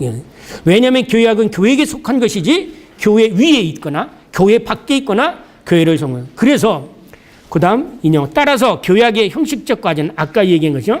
그때 말씀하신 분, 지금 말씀하신 분, 그래서 성령을 통해서 지금 하나님이 말씀하시도록 하는 작업이 교회학의 작업이다. 그 다음 페이지. 교회 선포의 내용. 그러면 교회 선포의 내용이 뭐가 될까요? 그 앞에 있죠. 이렇게 말씀하셨다. 그 말씀을 다시 전하는 거죠. 옛날에 예언자들에게 통해서 말씀하신 거, 예수님이 와서 직접 말씀하신 거, 성령을 예수님이 사도들을 통해서 증언된 성경의 말씀을 이걸 다시 전하는 거예요. 우리가 그것을 전하는 거예요. 뭘 내가 다른 것을 만들어내서 전한다고 생각하는 게 아니라 성경 말씀을 따로 전한다는 거예요. 그러니까 생각해 보세요. 예수님 당시에 있을 때 문둥병에서 고칠 수 없는 병에 걸린 사람 있죠. 그 당시에 문둥병이라면 지금 뭐예요? 암과 같은 것이죠. 그 문둥병을 고치신 하나님이 지금은 뭐를 고치신 하나님으로? 암을 고치신 하나님으로 선포해야 된다는 거죠. 쉽게 얘기하면. 그때 바다 위를 건너신 그 초능력을 가지신 하나님이 지금도 살아계셔서 초약소적인 능력을 베푸신답니다. 라고 전하라는 거죠. 다른 소리 하지 말라는 거예요. 그래서 그 다음 D번요. 교회에서 가르치기 위해서 먼저 들어야 하는 거, 언제나 새롭게 들어야 되나? 아까 질문한 거, 이 새롭게 듣는다는 게 뭔가 한번 읽어보겠습니다. 그러므로 바르트가 교회에서 하나님의 말씀을 선포하고 가르치기 위해서는 먼저 들어야 함을 다시 강조합니다. 그렇다면 어떻게 듣는 것이 바로 듣는 것인가? 우선 먼저 그는 하나님의 말씀을 교회는 그때그때 새롭게 듣고 또 새롭게 들려야 하는데 그것도 실전적 상황의 현장 속에서 들어야 된다 이거예요. 그렇게 들리면 교회는 부단히 먼저 있어야 될 것이 있다. 자기를 부정하고 하나님의 말씀을 들어요. 자기 생각을 버리고 하나님의 말씀 속으로 들어야 한다는 강조다. 교회가 선포하는 말씀의 건강과 순수성은 바로 이렇게 새롭게 듣는 데 있다고 한다. 그 필연성은 교회 교역이 대변할 것이며 이것을 실천하도록 인도하는 것이 교회의 과정이다. 따라서 교역은 언제든지 가르치는 교회라는 것을 염두에 둘 때 가르치는 대상들의 이거를 어떤 무시간적 학문적 이름과 방식으로 사고해서 말하는 게 아니라 이 듣는 사람들의 지금 정황, 상황 이것을 가지고 새롭게 이 성경에 담겨져 있는 그 캐리그마 메시지를 그들에게 새롭게 선포해야 된다는 거죠. 그래서 교회의 주인이신 예수 그리스도가 교회 안에서 얼마나 새롭게 들려지도록 해야 한다고 강조합니다. 그렇다면 구체적으로 교회는 무엇을 성경에서 들어야 하는가? 도대체 성경을 가르친다면 성경에서 뭘 들어야 된다는 건가? 며느리가 시아버지 씨 받아서 낳는 그걸 전하라는 얘기가 아니죠. 하나님의 약속을 전하라는 거죠. 그 약속이 뭐예요? 이게 복음이라는 거예요. 약속. 이것이 나중에 뭐냐면 계약이에요. 뭐냐? 아브라함에게 하나님이 하신 말씀이 뭐죠? 내가 어디를 가든지 너와 함께하리라. 언약. 이 성경을 통해서 하나님께서 우리들에게 주신 언약. 그 언약을 선포함으로 말미암아 어렵고 힘든 가운데 사는데 있는 사람들이 희망을 가지고 살 수 있고 미래를 향해 살 수 있고 또 하나님의 약속대로 있을 때 하나님의 사랑을 간구하게 되진다. 그 언약을 선포하라는 거죠. 무슨 언약? 언약의 내용을 한마디로 요약하면 뭘까요? 예수 그리스도. 다른 말로 얘기하면 풀어서 얘기하면 임마누엘. 맞아요. 하나님이 지금 당신과 함께 하신다는 거예요. 그때 노예로 팔려가서 어찌할 수 없었던 그때 성령으로 요셉에게 같이 하셨고 요셉을 인도하셨던 그 하나님이 지금도 당신이와 함께한다. 이 약속을 전하라는 거예요. 그러니까 바르트대로 설교를 하면 어떻게 되겠어요? 복음이겠어요? 아니겠어요? 아멘이죠. 다. 아멘이에요. 그렇지 않습니까? 지금 당신이 혼자 됐다고, 지금 너 혼자라고 고독하게 생각하지 말라. 하나님이 너를 지키시는 하나님이다. 야곱에게 내가 어디를 가든지 내가 결코 너를 떠나지 아니하리라. 너와 함께 하는 게 아니라 그 약속을 선포하라는 거예요. 이스라엘 민족 가운데 혹은 역사 가운데 하나님이 그들과 함께 하셨던 그 역사를 오늘 이 고난과 어려운 가운데 있는 사람들에게 선포하라는 얘기예요. 이것을 제대로 성경을 듣는 거라 이거예요. 그래서 저는 이 바르트 신학을 제대로 이것을 설교에 적용한다는 하시는 분은 교회 분명껏 성장하라고 생각해요. 말씀으로. 말씀 위해서 성장을 해요. 한번 해보세요, 한번. 여러분, 메시지가 달라질 거예요. 지금까지는 3대지 설교. 첫째, 우리는 이렇게 살아야 됩니다. 성숙한 인간이 돼야 됩니다. 둘째, 우리는 겸손한 사람이 돼야 됩니다. 셋째, 이렇게 설교하는 거 아니라 이거예요. 그렇게 살아 사람이 없다 이제. 성경에 나타나 있는 모든들은 다 죄인이었다 이거예요. 그 죄인들을 하나님이 어떻게 사랑하셨는지, 그들에게 무슨 약속을 주셔서 어떻게 성취시켜 놨는지, 그것이 성경에 있으니까 그것을 전파하라는 얘기예요. 예. 생각해 보세요. 오늘날 저도 그렇지만 이 어렵고 힘든 상황 속에서 우리가 교회 가서 뭘 듣겠어요? 만약에 여러분 3대지 설교하게 되면 거저 왔다 거저 돌아가지 마시고 이런 권사님의 기도를 듣게 될 거예요. 예. 분명히 그렇습니다. 예. 교회는요, 저부터도 가서 힘들고 어려울 때 복음을 듣고 와야 돼요. 아, 나는 비록 죄인이지만 나 같은 죄인도 살려주시는 분이구나. 나는 죄인이지만 하나님 나 같은 버러지 같은 인간도 하나님 같은 사람. 그래서 이사야가 저 버러지 같은 이스라엘아. 거기 기도해요. 어머니와 아버지는 나를 잊을지라도 여호와는 나를 버리지 않으신다. 그렇다. 네 부모는 버려더라도 하나님은 너를 버리지 않는다. 이거를 선포하라는 거예요. 하나님의 구원의 역사를 선포하라는 거예요. 네. 왜 그거를 선포를 하지 않고 다른 걸 선포하느냐 이거. 바르트 이게 맞습니까? 안 맞습니까? 여러분 메시지 바꾸세요. 바꾸세요. 모든 사람은 아무리 이 세상에 고관대작이라고 하더라도 다 나름대로의 문제를 가지고 있는 사람들이에요. 그 문제를 가지고 있는 사람이 교회에 와서 하나님의 말씀으로. 그러니까 뭐냐면 그래서 하나님의 은혜를 깨닫고 가는 거예요. 하나님 감사합니다. 은혜를 깨닫고. 찬송은요, 이 은혜 깨닫고 나중에 찬송하는 거예요. 처음부터 워밍업 하듯이 북치고 드럼치고 하지 마시고요. 이 깊은 것을 깨달아서 나 같은 죄인 살리신 것을 감사합니다 라고 할 때 그때 찬양이 나올 수 있도록. 그래서 독설록이라는 거죠. 독설록이 영광송 나중에 나오는 거예요. 근데 처음부터 그냥 막 해놓고 설교 말씀 첫 대지, 3대지 하고 그러니까 그때 졸고 앉아 있는 거예요. 찬송 부를 때는 안 졸고 앉았다가. 그렇게 되어지면 교회가 죽어버리는 거예요. 말씀 위에 서지를 않는 거예요. 자, 바꾸시기를 바랍니다. 그 다음에, 거기 넘어가겠습니다. 그래서 지 생각대로 여기다 붙이게 되어지면 이단이 된다. 조심하라. 그런 얘기고요. 그 다음에 6페이지로 넘어가면 교회학적 규범에 대해서 말씀드리겠습니다.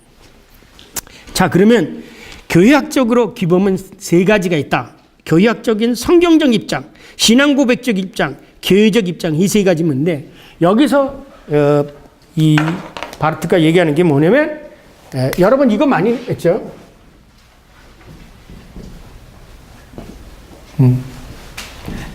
노르만스,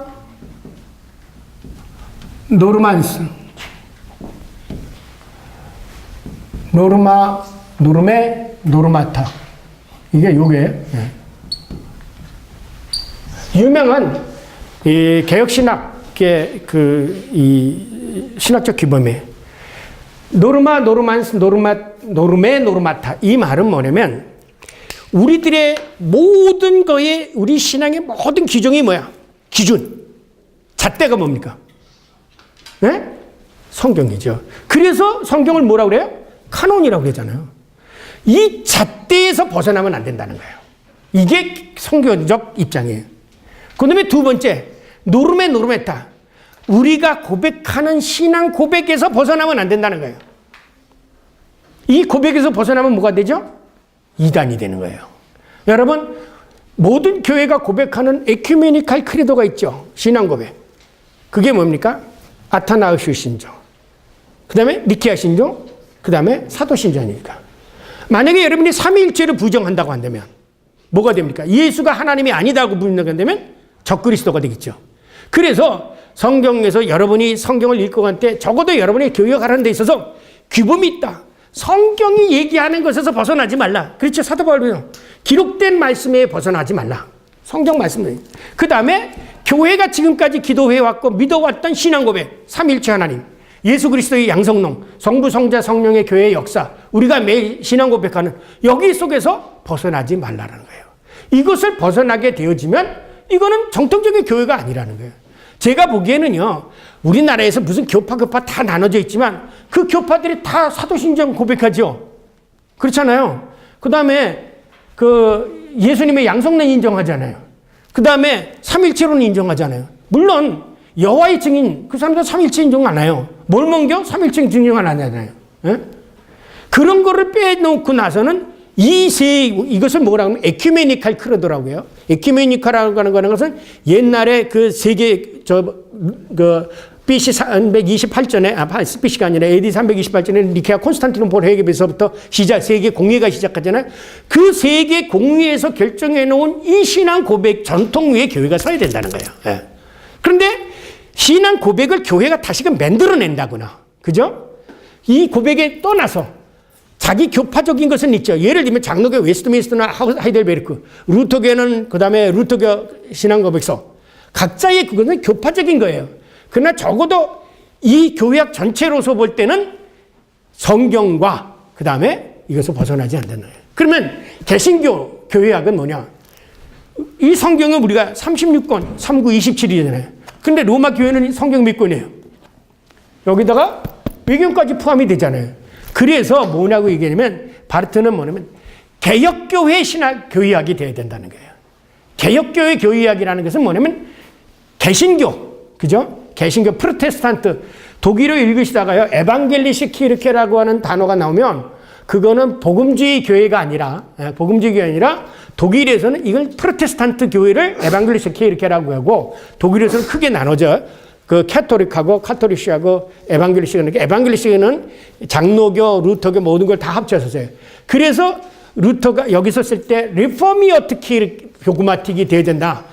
그 말은 개혁교회, 개혁되어진 교회의 성경이 되어진다. 그 얘기를 한 거예요.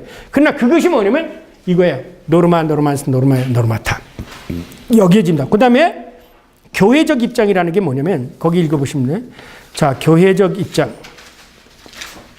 교회학의 신앙 고백적 입장. 그 다음에 맨 마지막 교회적 입장은 뭐예요? 교회학의 교회적 입장으로 바르트가 마지막으로 제기한 것은 다른 아닌 교회의 역사적 실존이다.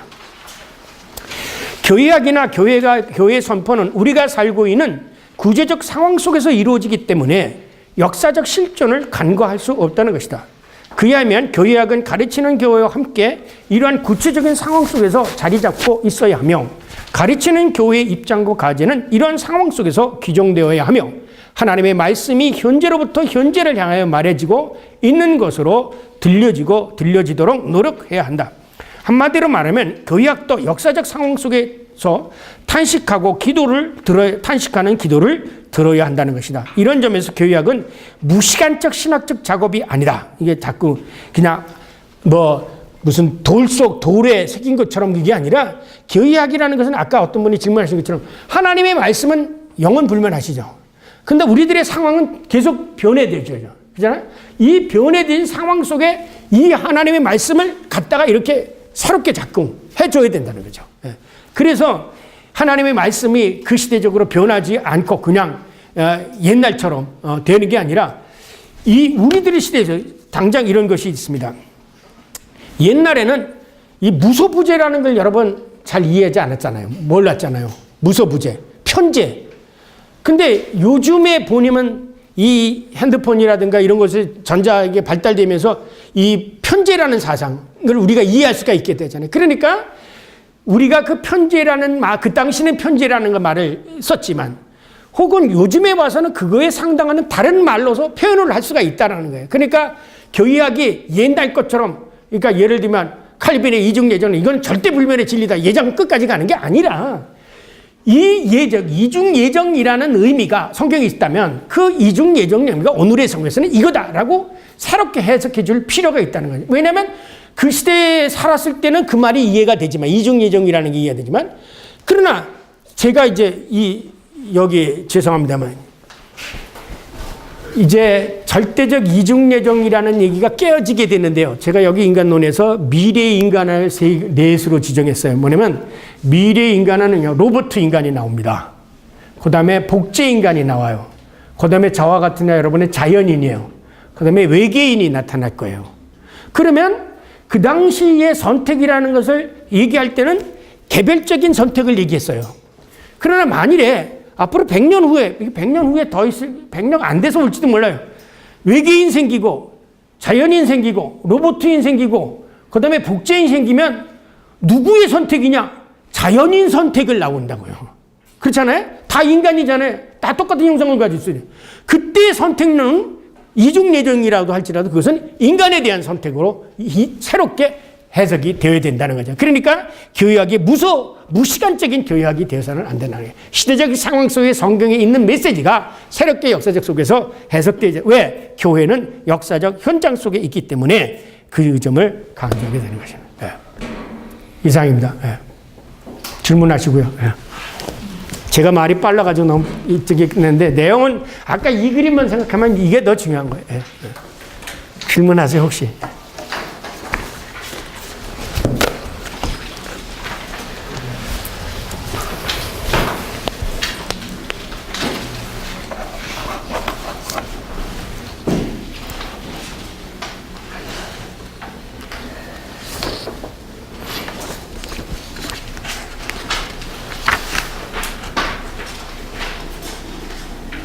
거기 교회 신앙고백적의 8페이지에 보면 그 라틴어 있죠. Una Sancta Catholica et Apostolica Jesu Christi. 이게 교회 신앙고백, 교회에 대한 신앙고백에 하나의 거룩한 보편적 사도들의 예수 그리스도의 교회. 이게 보편적 교회의 기도예요. 교회는요, 누구의 교회가 아닙니다. 무슨 죄송합니다만 어느 조영기 목사의 교회가 아니고요. 어느 목사의 교회가 아니에요. 곽선희 목사의 교회가 아니고 그리스도의 교회라는 거. 그리고 거기에 계세요. 이제 에큐메니카라는 거하고 이점이 됐어요. 모든 교회가 하나가 되는 거냐, 하나의 교회에서 모든 거냐라는 거죠. 하나의 예수 그리스도의 교회라는 거예요. 교회는 그리스도를 떠난 그리스도의 교회가 아닌 교회는 그건 존재할 수가 없다. 그건 그리스도의 교회다. 그런데 각자 다 다르다. 그죠? 모양은 다 다른데 이것은 다 하나의 그리스도의 교회다. 그러니까 에큐메니칼 가운데서 지난번에 이제 WCC에서 어느 하나의 최고 기관을 만드는 교회, 이거는 로마 카톨릭 교회예요. 그러니까 하나의 교회에 있으면서 거기서 히라키적인 거죠. 그죠? 모든 교회가 하나로 향하는 거. 이게 아니라 모든 교회는 하나의 그리스도의 교회라는 거죠. 가톨릭은 뭐고 다 교회, 예수 그리스도의 교회지 로마 캐톨릭의 교황의 기도가 있고 교회가 있고 누구의 교회가 있어서는 안 되는 거예요. 하나의 교회. 그래서 우나 상타 에클레시아 카톨리카. 카톨리카가 뭐예요? 보편적이라는 뜻이에요. 예.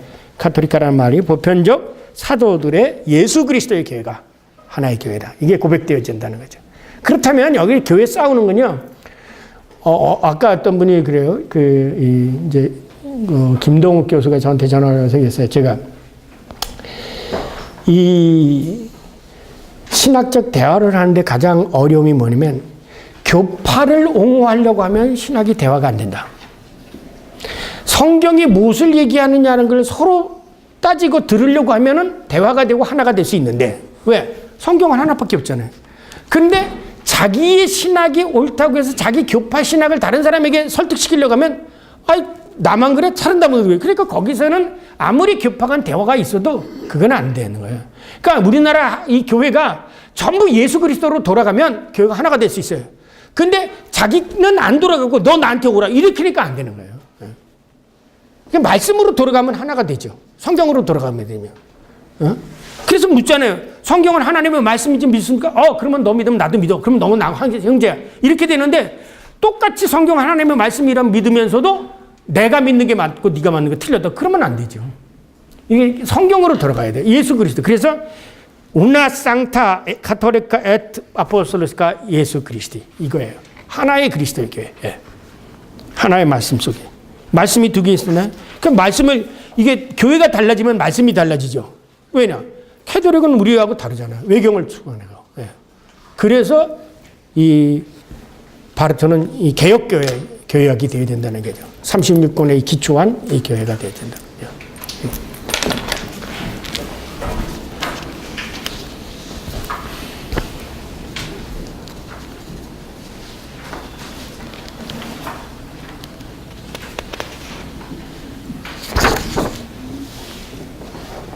교수님, 네.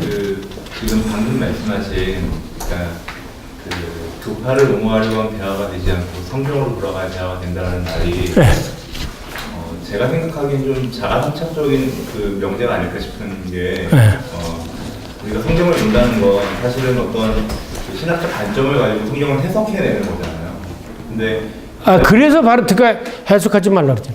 그러니까 교회학은 주석이 아니다. 듣는 거다 이게. 그러니까 과연 어떤 관점에서 우리가 그 성경에 대한 그 보편적 그 어떤 뭐랄까요? 보편적 이해를 가져올 거냐에 대한 그 관점의 차이인 거잖아요, 사실은. 어떤 입장에서 그 말씀을 볼 거냐. 근데 그거에 대해서 어떤 뭐랄까요? 서로 공유하고 있는 어떤 틀거리가 없을 때 과연 우리가 성경 안에 하나가 된다는 것이 정확히 무엇을 의미하는지 저는 아직까지 이해가 안 되거든요. 그게 제 질문이 있어요. 성경을 내가 해석한다. 내가 주체해서 성경을 해석하려면 100사람이 보면 100사람의 다 다른 이론이 나와요. 그렇죠? 그렇죠.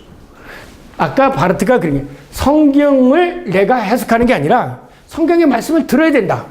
그러면 이것도 내가 듣고 싶은 말만 듣는 게 아니라 기도하라는 거예요. 그러면 성령의 역사의 주체로 너를 듣게 해준다 이거예요. 그럼 과연 존 칼빈이 루터를 비판하고 그럴 때 네. 둘 중에 하나 성령의 음성을 안 들었다는 얘기인 건가요? 누군가 틀릴 수밖에 없죠. 누군가 틀리고 그렇죠. 누군가 틀릴 수밖에 없는 거죠. 네. 네. 자기는 이것이 들었다고 얘기하는데 그러니까 문제는 내가 성령이 들었냐 그러면 그러니까 끝에 가서는 똑같아요. 끝에 가서는 파워게임이거든요. 무슨 패기냐. 자, 바알과 그 아세라를 얹는 선지자들이 850명이 자기네들이 이거는 살아계신 하나님이라 이거예요. 그러니까 엘리야는 아니야. 야훼가 하나님의 사람. 그럼 싸움하자. 그럼 누가 더 임비세인지. 엘리야가 이겼잖아요. 예. 역사 속에서 하나님의 성령이 누구에게 임하시는지를 그건 모르는 거죠. 예. 그러니까 서로 정죄하지 말고 시간 내고 봐라. 하나님께 맡기고. 예. 지나가보자. 그렇지. 하나님이 어차피 모든 걸 주관해 주실 테니까. 예. 그러니까 서로 상대방이 듣고 상대방의 얘기를 통해서 내가 나를 점검하고 상대방도 내 얘기를 듣고 주고했는데 이거를 안 막으면 귀를 아까 그랬잖아요. 쭉 회ret 브락트 zu werden. 내가 귀로 들어야 된다 이거죠. 안 들을까지는 안 되는 거죠. 근데 왜 싸움이 일어나겠어요? 상대방 얘기 안 듣기 때문인 거죠. 이게 우리나라 사람들하고 독일 사람들이 토론이 틀려요. 독일 사람들은 죄송합니다. 독일 사람은 아주 정반대의 이야기를 그냥 논쟁을 하면요. 이렇게 앞에 가서 침이 튀길 정도로 얘기를 해요. 논쟁을 하는데. 근데요. 움직이지 않고 꼭 빠그러고 이제 앉아서 그렇게 얘기해요. 거기까지. 여러분 그 에라스무스하고 루터하고 논쟁한 거 보셨어요? 그림? 불과 1m도 안 돼요. 에라스무스가 이렇게 이거 해가지고 저렇게 앉아가지고 청중보는 앞에서 딱 얘기해. 질기게 얘기해요. 정말. 끝까지 대화가 서로 공통점을 찾을 때까지. 그리고 나서 얘기를 해요. 근데 가끔 가다가 성질이 좀 급한 사람은 대화가 얘기하면 딱 끊고 나가죠. 그래, 네 똥 굴고 그러고 그냥 나와버리잖아. 그거 안 되죠. 끝까지 들으라 이게요. 시간이 되면 네가 옳았는지 말지 하나님께서 치료하실 거다. 모든 것은 하나님께 맡기고. 상대방에게서 끝까지 들어야죠. 예. 근데 그걸 안 들으려고 해요. 예. 안 들으려고 해요. 거기서 문제가 생기는 거예요. 인내를 가지고 들어야죠. 예. 상대방의 얘기가. 예. 그리고 실질적으로 가만히 깊이 연구해 보면요. 서로가 틀린 얘기가 아니에요. 사실은요. 왜냐하면 한 가지를 보고 있다면 뭔가 다른 퍼스펙티브이겠죠. 그죠? 예. 그러면 제가 그랬잖아요. 이 퍼스펙티브가 뭐냐? 제가 전에도 그림을 그리셨잖아요. 그림을 드렸잖아요. 이 퍼스펙티브, 테오리라는 개념이 뭔 줄 아세요? 전에도 제가 그림을 얘기했지만 이 테오리인이라는 게 뭐냐면 여기서 나온 게 뭐냐면 테오리예요. 이론이에요. 테오리인이라는 거는 본다는 거거든요. 자, 제가 얘기를 했잖아요. 예, 아주 항상 그림을 그리는데 예. 이게 뭡니까? 집이죠. 여기서 보면 어떻게 돼요? 그림이. 이렇게 되죠. 측면도. 평면도 보면 어떻게 돼요? 이렇게 될 거 아니에요? 정면도 보면 어떻게 돼요? 이렇게 될 거 아니에요? 우리가 학문을 하면서 이걸 해야 돼. 네가 보는 똑같은 대상이지만 보는 거에 대해서 다르게 나타날 수 있다. 이건 네 눈의 안경이라는 거야. 그러면 상대편이 와서 그러면 비판을 할 때도 마찬가지예요. 제가 늘 학생 세미나 할 때 얘기해요. 다른 사람의 것을 비판을 하면 똑같은 관점에서 보고서는 너 여긴데 야 너 왜 창문 안 봤니? 이렇게 비판해야 되는데 자기는 앞에서 보고 딴 사람은 옆에서 보는데 너 네 거 틀렸어. 그럼 싸움밖에 안 일어나잖아요. 제가 이걸 몰라서 우리 교수한테 쫓겨날 뻔했어요. 네. 아주 저한테는 핵심적인 이게 독일에 가서 제가 공부를 하는데 니체 세미나를 했거든요. 우리 교수가 뭐냐면 니체 세미나를 다 하고 나서 마지막 시간에 각자의 소견을 얘기하라고 그랬어요. 거기에 니체의 그 안티크리스트나 위버메시 같은 데 보면 그 적그리스도 보면은 그 열반 이런 얘기가 나오고 초인이라는 얘기 나오잖아요. 그건 불교적인 용어라고 그래서 당신네들은 왜 니체를 서양식으로 생각하나? 이건 불교이다. 니네 틀렸다. 그렇게 얘기했어요. 교수가 뭐냐면 너 세미나 시고 나뭐 그러더라고요. 그러면서 뭐냐면 너 나한테 학위할 거야 안 할 거야? 청천벽력 같은 소리 들었어요. 내가 이렇게 보는데 네가 옆에서 보고 내 거 틀렸다 그러면은 네 것도 틀린 거다 이거야.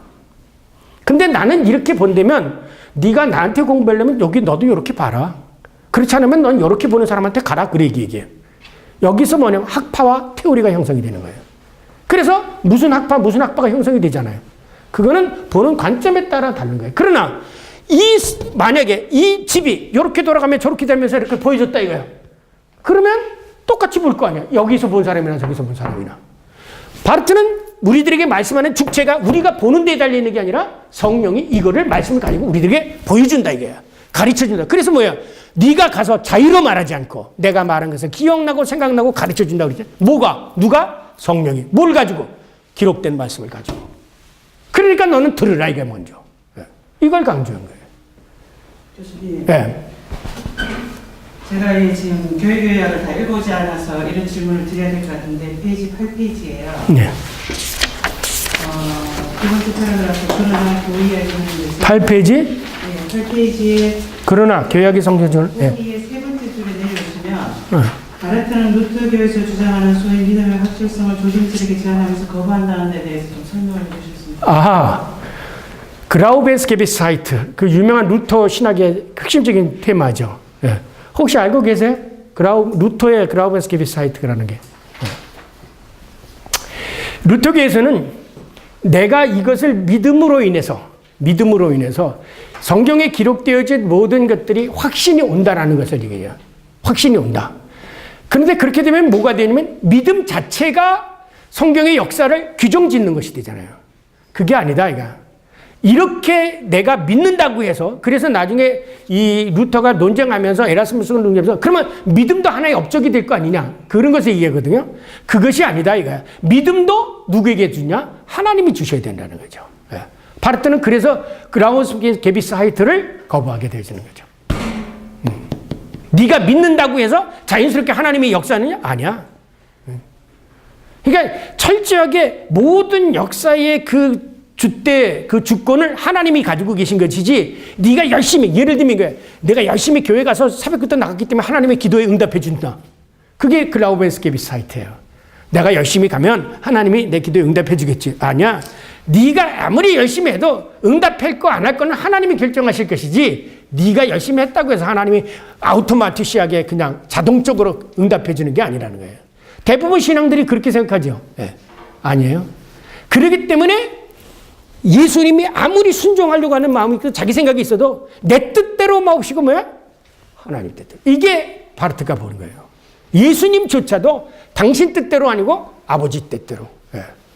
그걸 생각하는 거예요. 순종이라는 게 뭐냐? 내가 의지적으로 결단해서 모든 걸 많이 해서 이루는 게 아니라 하나님의 내가 그것을 받아들이기에 거북하고 정 억울한 것 같아도 이것이 하나님의 뜻이라면 그거 받아들이는 게 순종이라는 거죠. 예.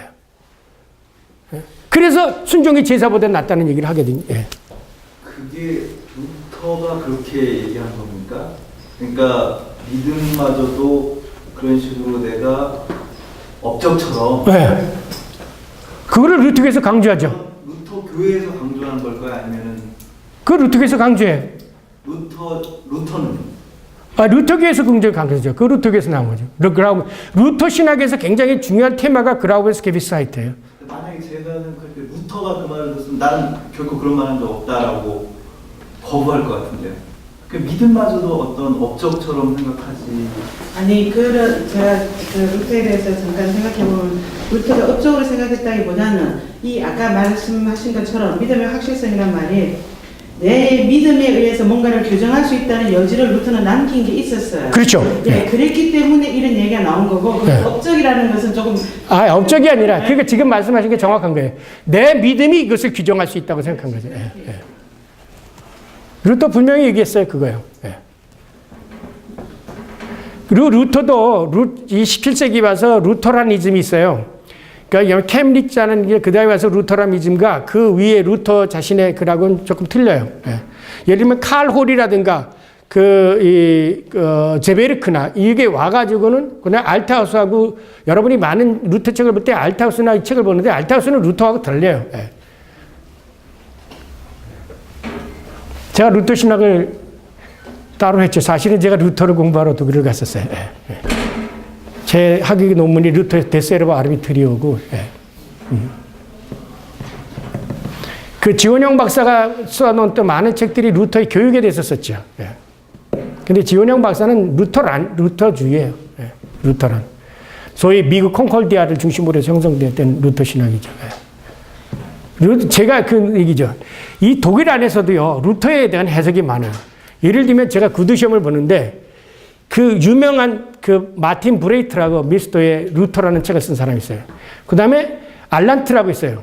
그렇죠. 알란트라고. 그분도 루터란이에요. 그 다음에 미스도의 하우슐트도 루터란이에요. 근데 이제 제가 구두시험을 보는데 그 점에 대해서 제가 답변을 하는 것에 대해서 각자가 달라요. 이걸 맞았다고 얘기할 거냐, 틀렸다고 할 거냐. 그래서 제가 오히려 그분들을 가지고 논쟁을 시키는 바람에 교회사 시험을 갔다가 15분 구두시험을 그냥 아주 쉽게 넘어갈 수 있게 되어졌었어요. 왜?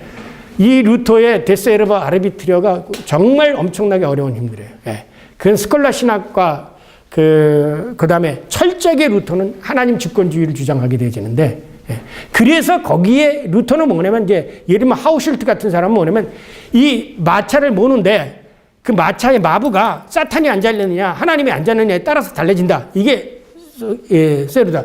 그렇게 되면 운명론 쪽으로 넘어가는 게 아니라 기독교적인 운명론 쪽으로 넘어가냐. 그 문제 가지고 싸움이 일어섰어요. 그것을 칼빈이 이제 성경을 통해서 이중내정론으로 끌고 나가겠죠. 그래서 칼빈의 이중내정 나중에 나오겠어요. 칼빈의 이중내정론은 루터의 데스에르바 아르비트르를 먼저 읽어야 돼요. 노예의지는. 이거를 노예의지론이라고도 번역하고 김영환께서 속박된 의지. 원래 속박된 의지론이 정확한 표현이에요. 그러니까 무슨 뭐냐면 내가 원하는 대로 모든 게 되지질 않는다는 거예요. 왜? 신학을 이해하는 데서 가장 우리가 놓치고 가는 게 뭐냐면 사탄의 역사예요. 그런데 성경은 사탄의 역사는 기록되지 않았어요. 그러나 성경은 사탄의 역사를 전제하고 기록되어진 거예요. 이걸 이해하셔야 돼요. 예수님이 모든 말씀하실 때 그걸 그냥 얘기하신 게 아니에요. 여러분, 그래서 제가 왜 히브리적 성경 해석이라는 것을 책을 썼냐면 성경 안에가 예수님이 말씀하실 때는 늘 사탄이 이 인간을 어떻게 유혹하고 넘어뜨리게 할지를 염두에 두고 다 말씀하신 거예요. 그래서 사탄은 하나님이 부리는 영이라고 그랬잖아요. 그런데 우리가 신학할 때는 사탄을 전혀 염두에 두지 않고 얘기를 해요. 그러니까 말이 안 되는 거죠. 이것이 서구 헬라화 되어진 신학의 한계점이에요. 그러나 히브리적인 성경 해석적으로 하게 되면 이게 풀려나가요. 그런데 지금 이 세계적으로 이 히브리적인 성경으로 이어야 되겠다는 것은 해석한 사람이 있죠. 전부 저도 독일서 공부했지만 독일 신학은 전부 헬라적 영향을 받아요. 그런데 루터가 바르트나 많은 부분 성경의 뜻으로 따라가니까 성경에 누구예요? 바울이 헬라인이에요, 유대인이에요? 바울이 헬라인이에요. 유대인이에요. 예수님이 유대인이 헬라인이에요. 예수님은 유대인이에요. 성경은 유대인들의 손에 쓰여진 거예요. 그러니까 유대식으로 읽어야 되는데 전부 헬라식으로 읽어다니까 이 세계 신학이 가지고 있는 매일 디알렉틱으로만 읽어야 돼요. 그러니까 논리가 4개밖에 안 나오잖아요. 시너기즘, 삼면체론, 3단 논법, 그 다음에 디알렉틱, 그 다음에 파라독스. 이것밖에 없어요. 서구 논리학이 그것밖에 없어요. 그러니까 저는 이제 다음에 제가 제 강의를 하게 된다면 성경을 제가 책 나온 거 있죠. 히브리적 성경 해석. 성경에 있는 것들을 히브리적으로 새롭게 읽어봐라. 새로운 여명이 떠야지죠. 그쪽에 이 발표하게 이미 바르트는 그것까지는 솔직히 못 나갔어요. 거기까지는 못 나갔어요. 여전히. 제가 읽어보니까. 거기까지는 아직 못 나갔는데 히브리적인 성경 해석을 봐주게 돼요. 실제 여러분 이거 생각하세요. 히브리적은 모두가 3분법적이에요. 그런데 헬라적은 전부 2분법적이에요. 그러니까 제가 뭐가 바뀌냐면 지난번에 2분법하고 이원론은 사람들이 구분을 못해요. 남녀가 이원론입니까? 1분법입니까? 빛의 자식과 어둠의 자식. 이원론의 2분법이에요.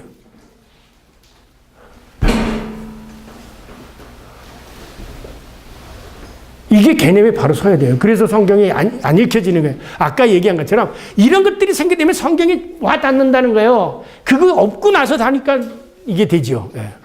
안 읽혀지는 게 좀 듣지 못하는 거죠. 예. 성경에는 하나님 위에 신은 없어요. 사탄도 하나님이 부리는 영이에요. 욥기 보세요. 하나님 한계 내에서 욥을 시험해요. 아하방을 가서 전쟁에 나가서 누가 죽게 할게 할 때는 사탄이 와가지고 너 어떻게 죽일래? 거짓말하는 영 돼가지고 그래? 그건 너가 한번 해보라 그러죠. 예. 절대로 하나님과 이것이 대등하게 있을 수가 없는 거예요. 근데 서구에는 이게 대등하게 되니까 남신과 여신이 있게 되죠. 다른 종교에서는요. 그러니까 현대 여성신학들이 남신 아버지 나오는 게 이건 이원론이에요. 이건 절대로 성경적인 게 아니에요. 자 보세요. 죄송합니다만 사람이 누구예요? 사람. 남자와 여자예요? 남자예요? 아니면 여자예요?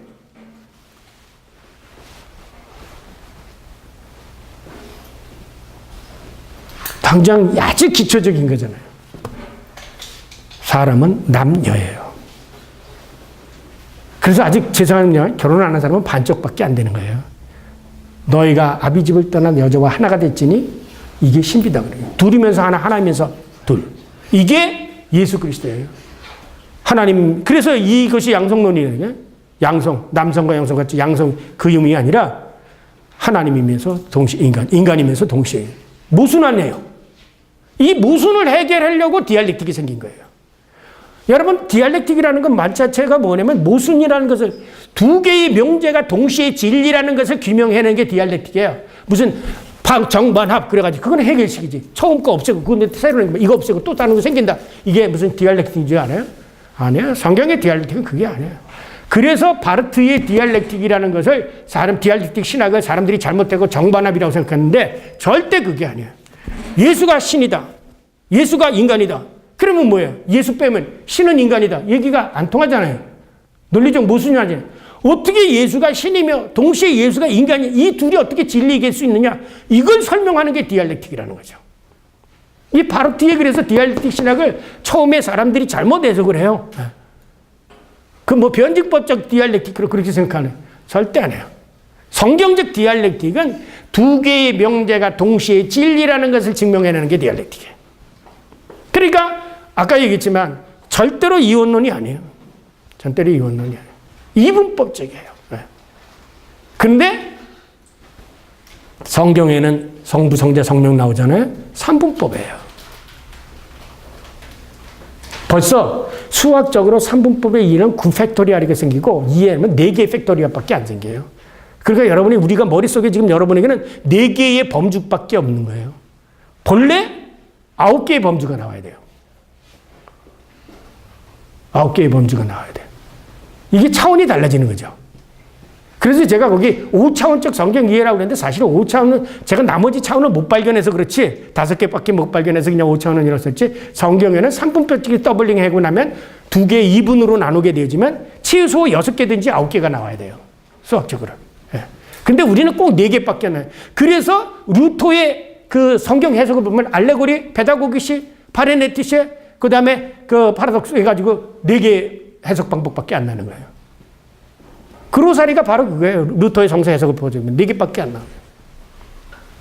그러니까 그건 좀 힘든 얘기니까 나중에 하시고, 어쨌든 여러분의 생각을 바꾸면 성경이 보인다. 기도하고 마치겠습니다.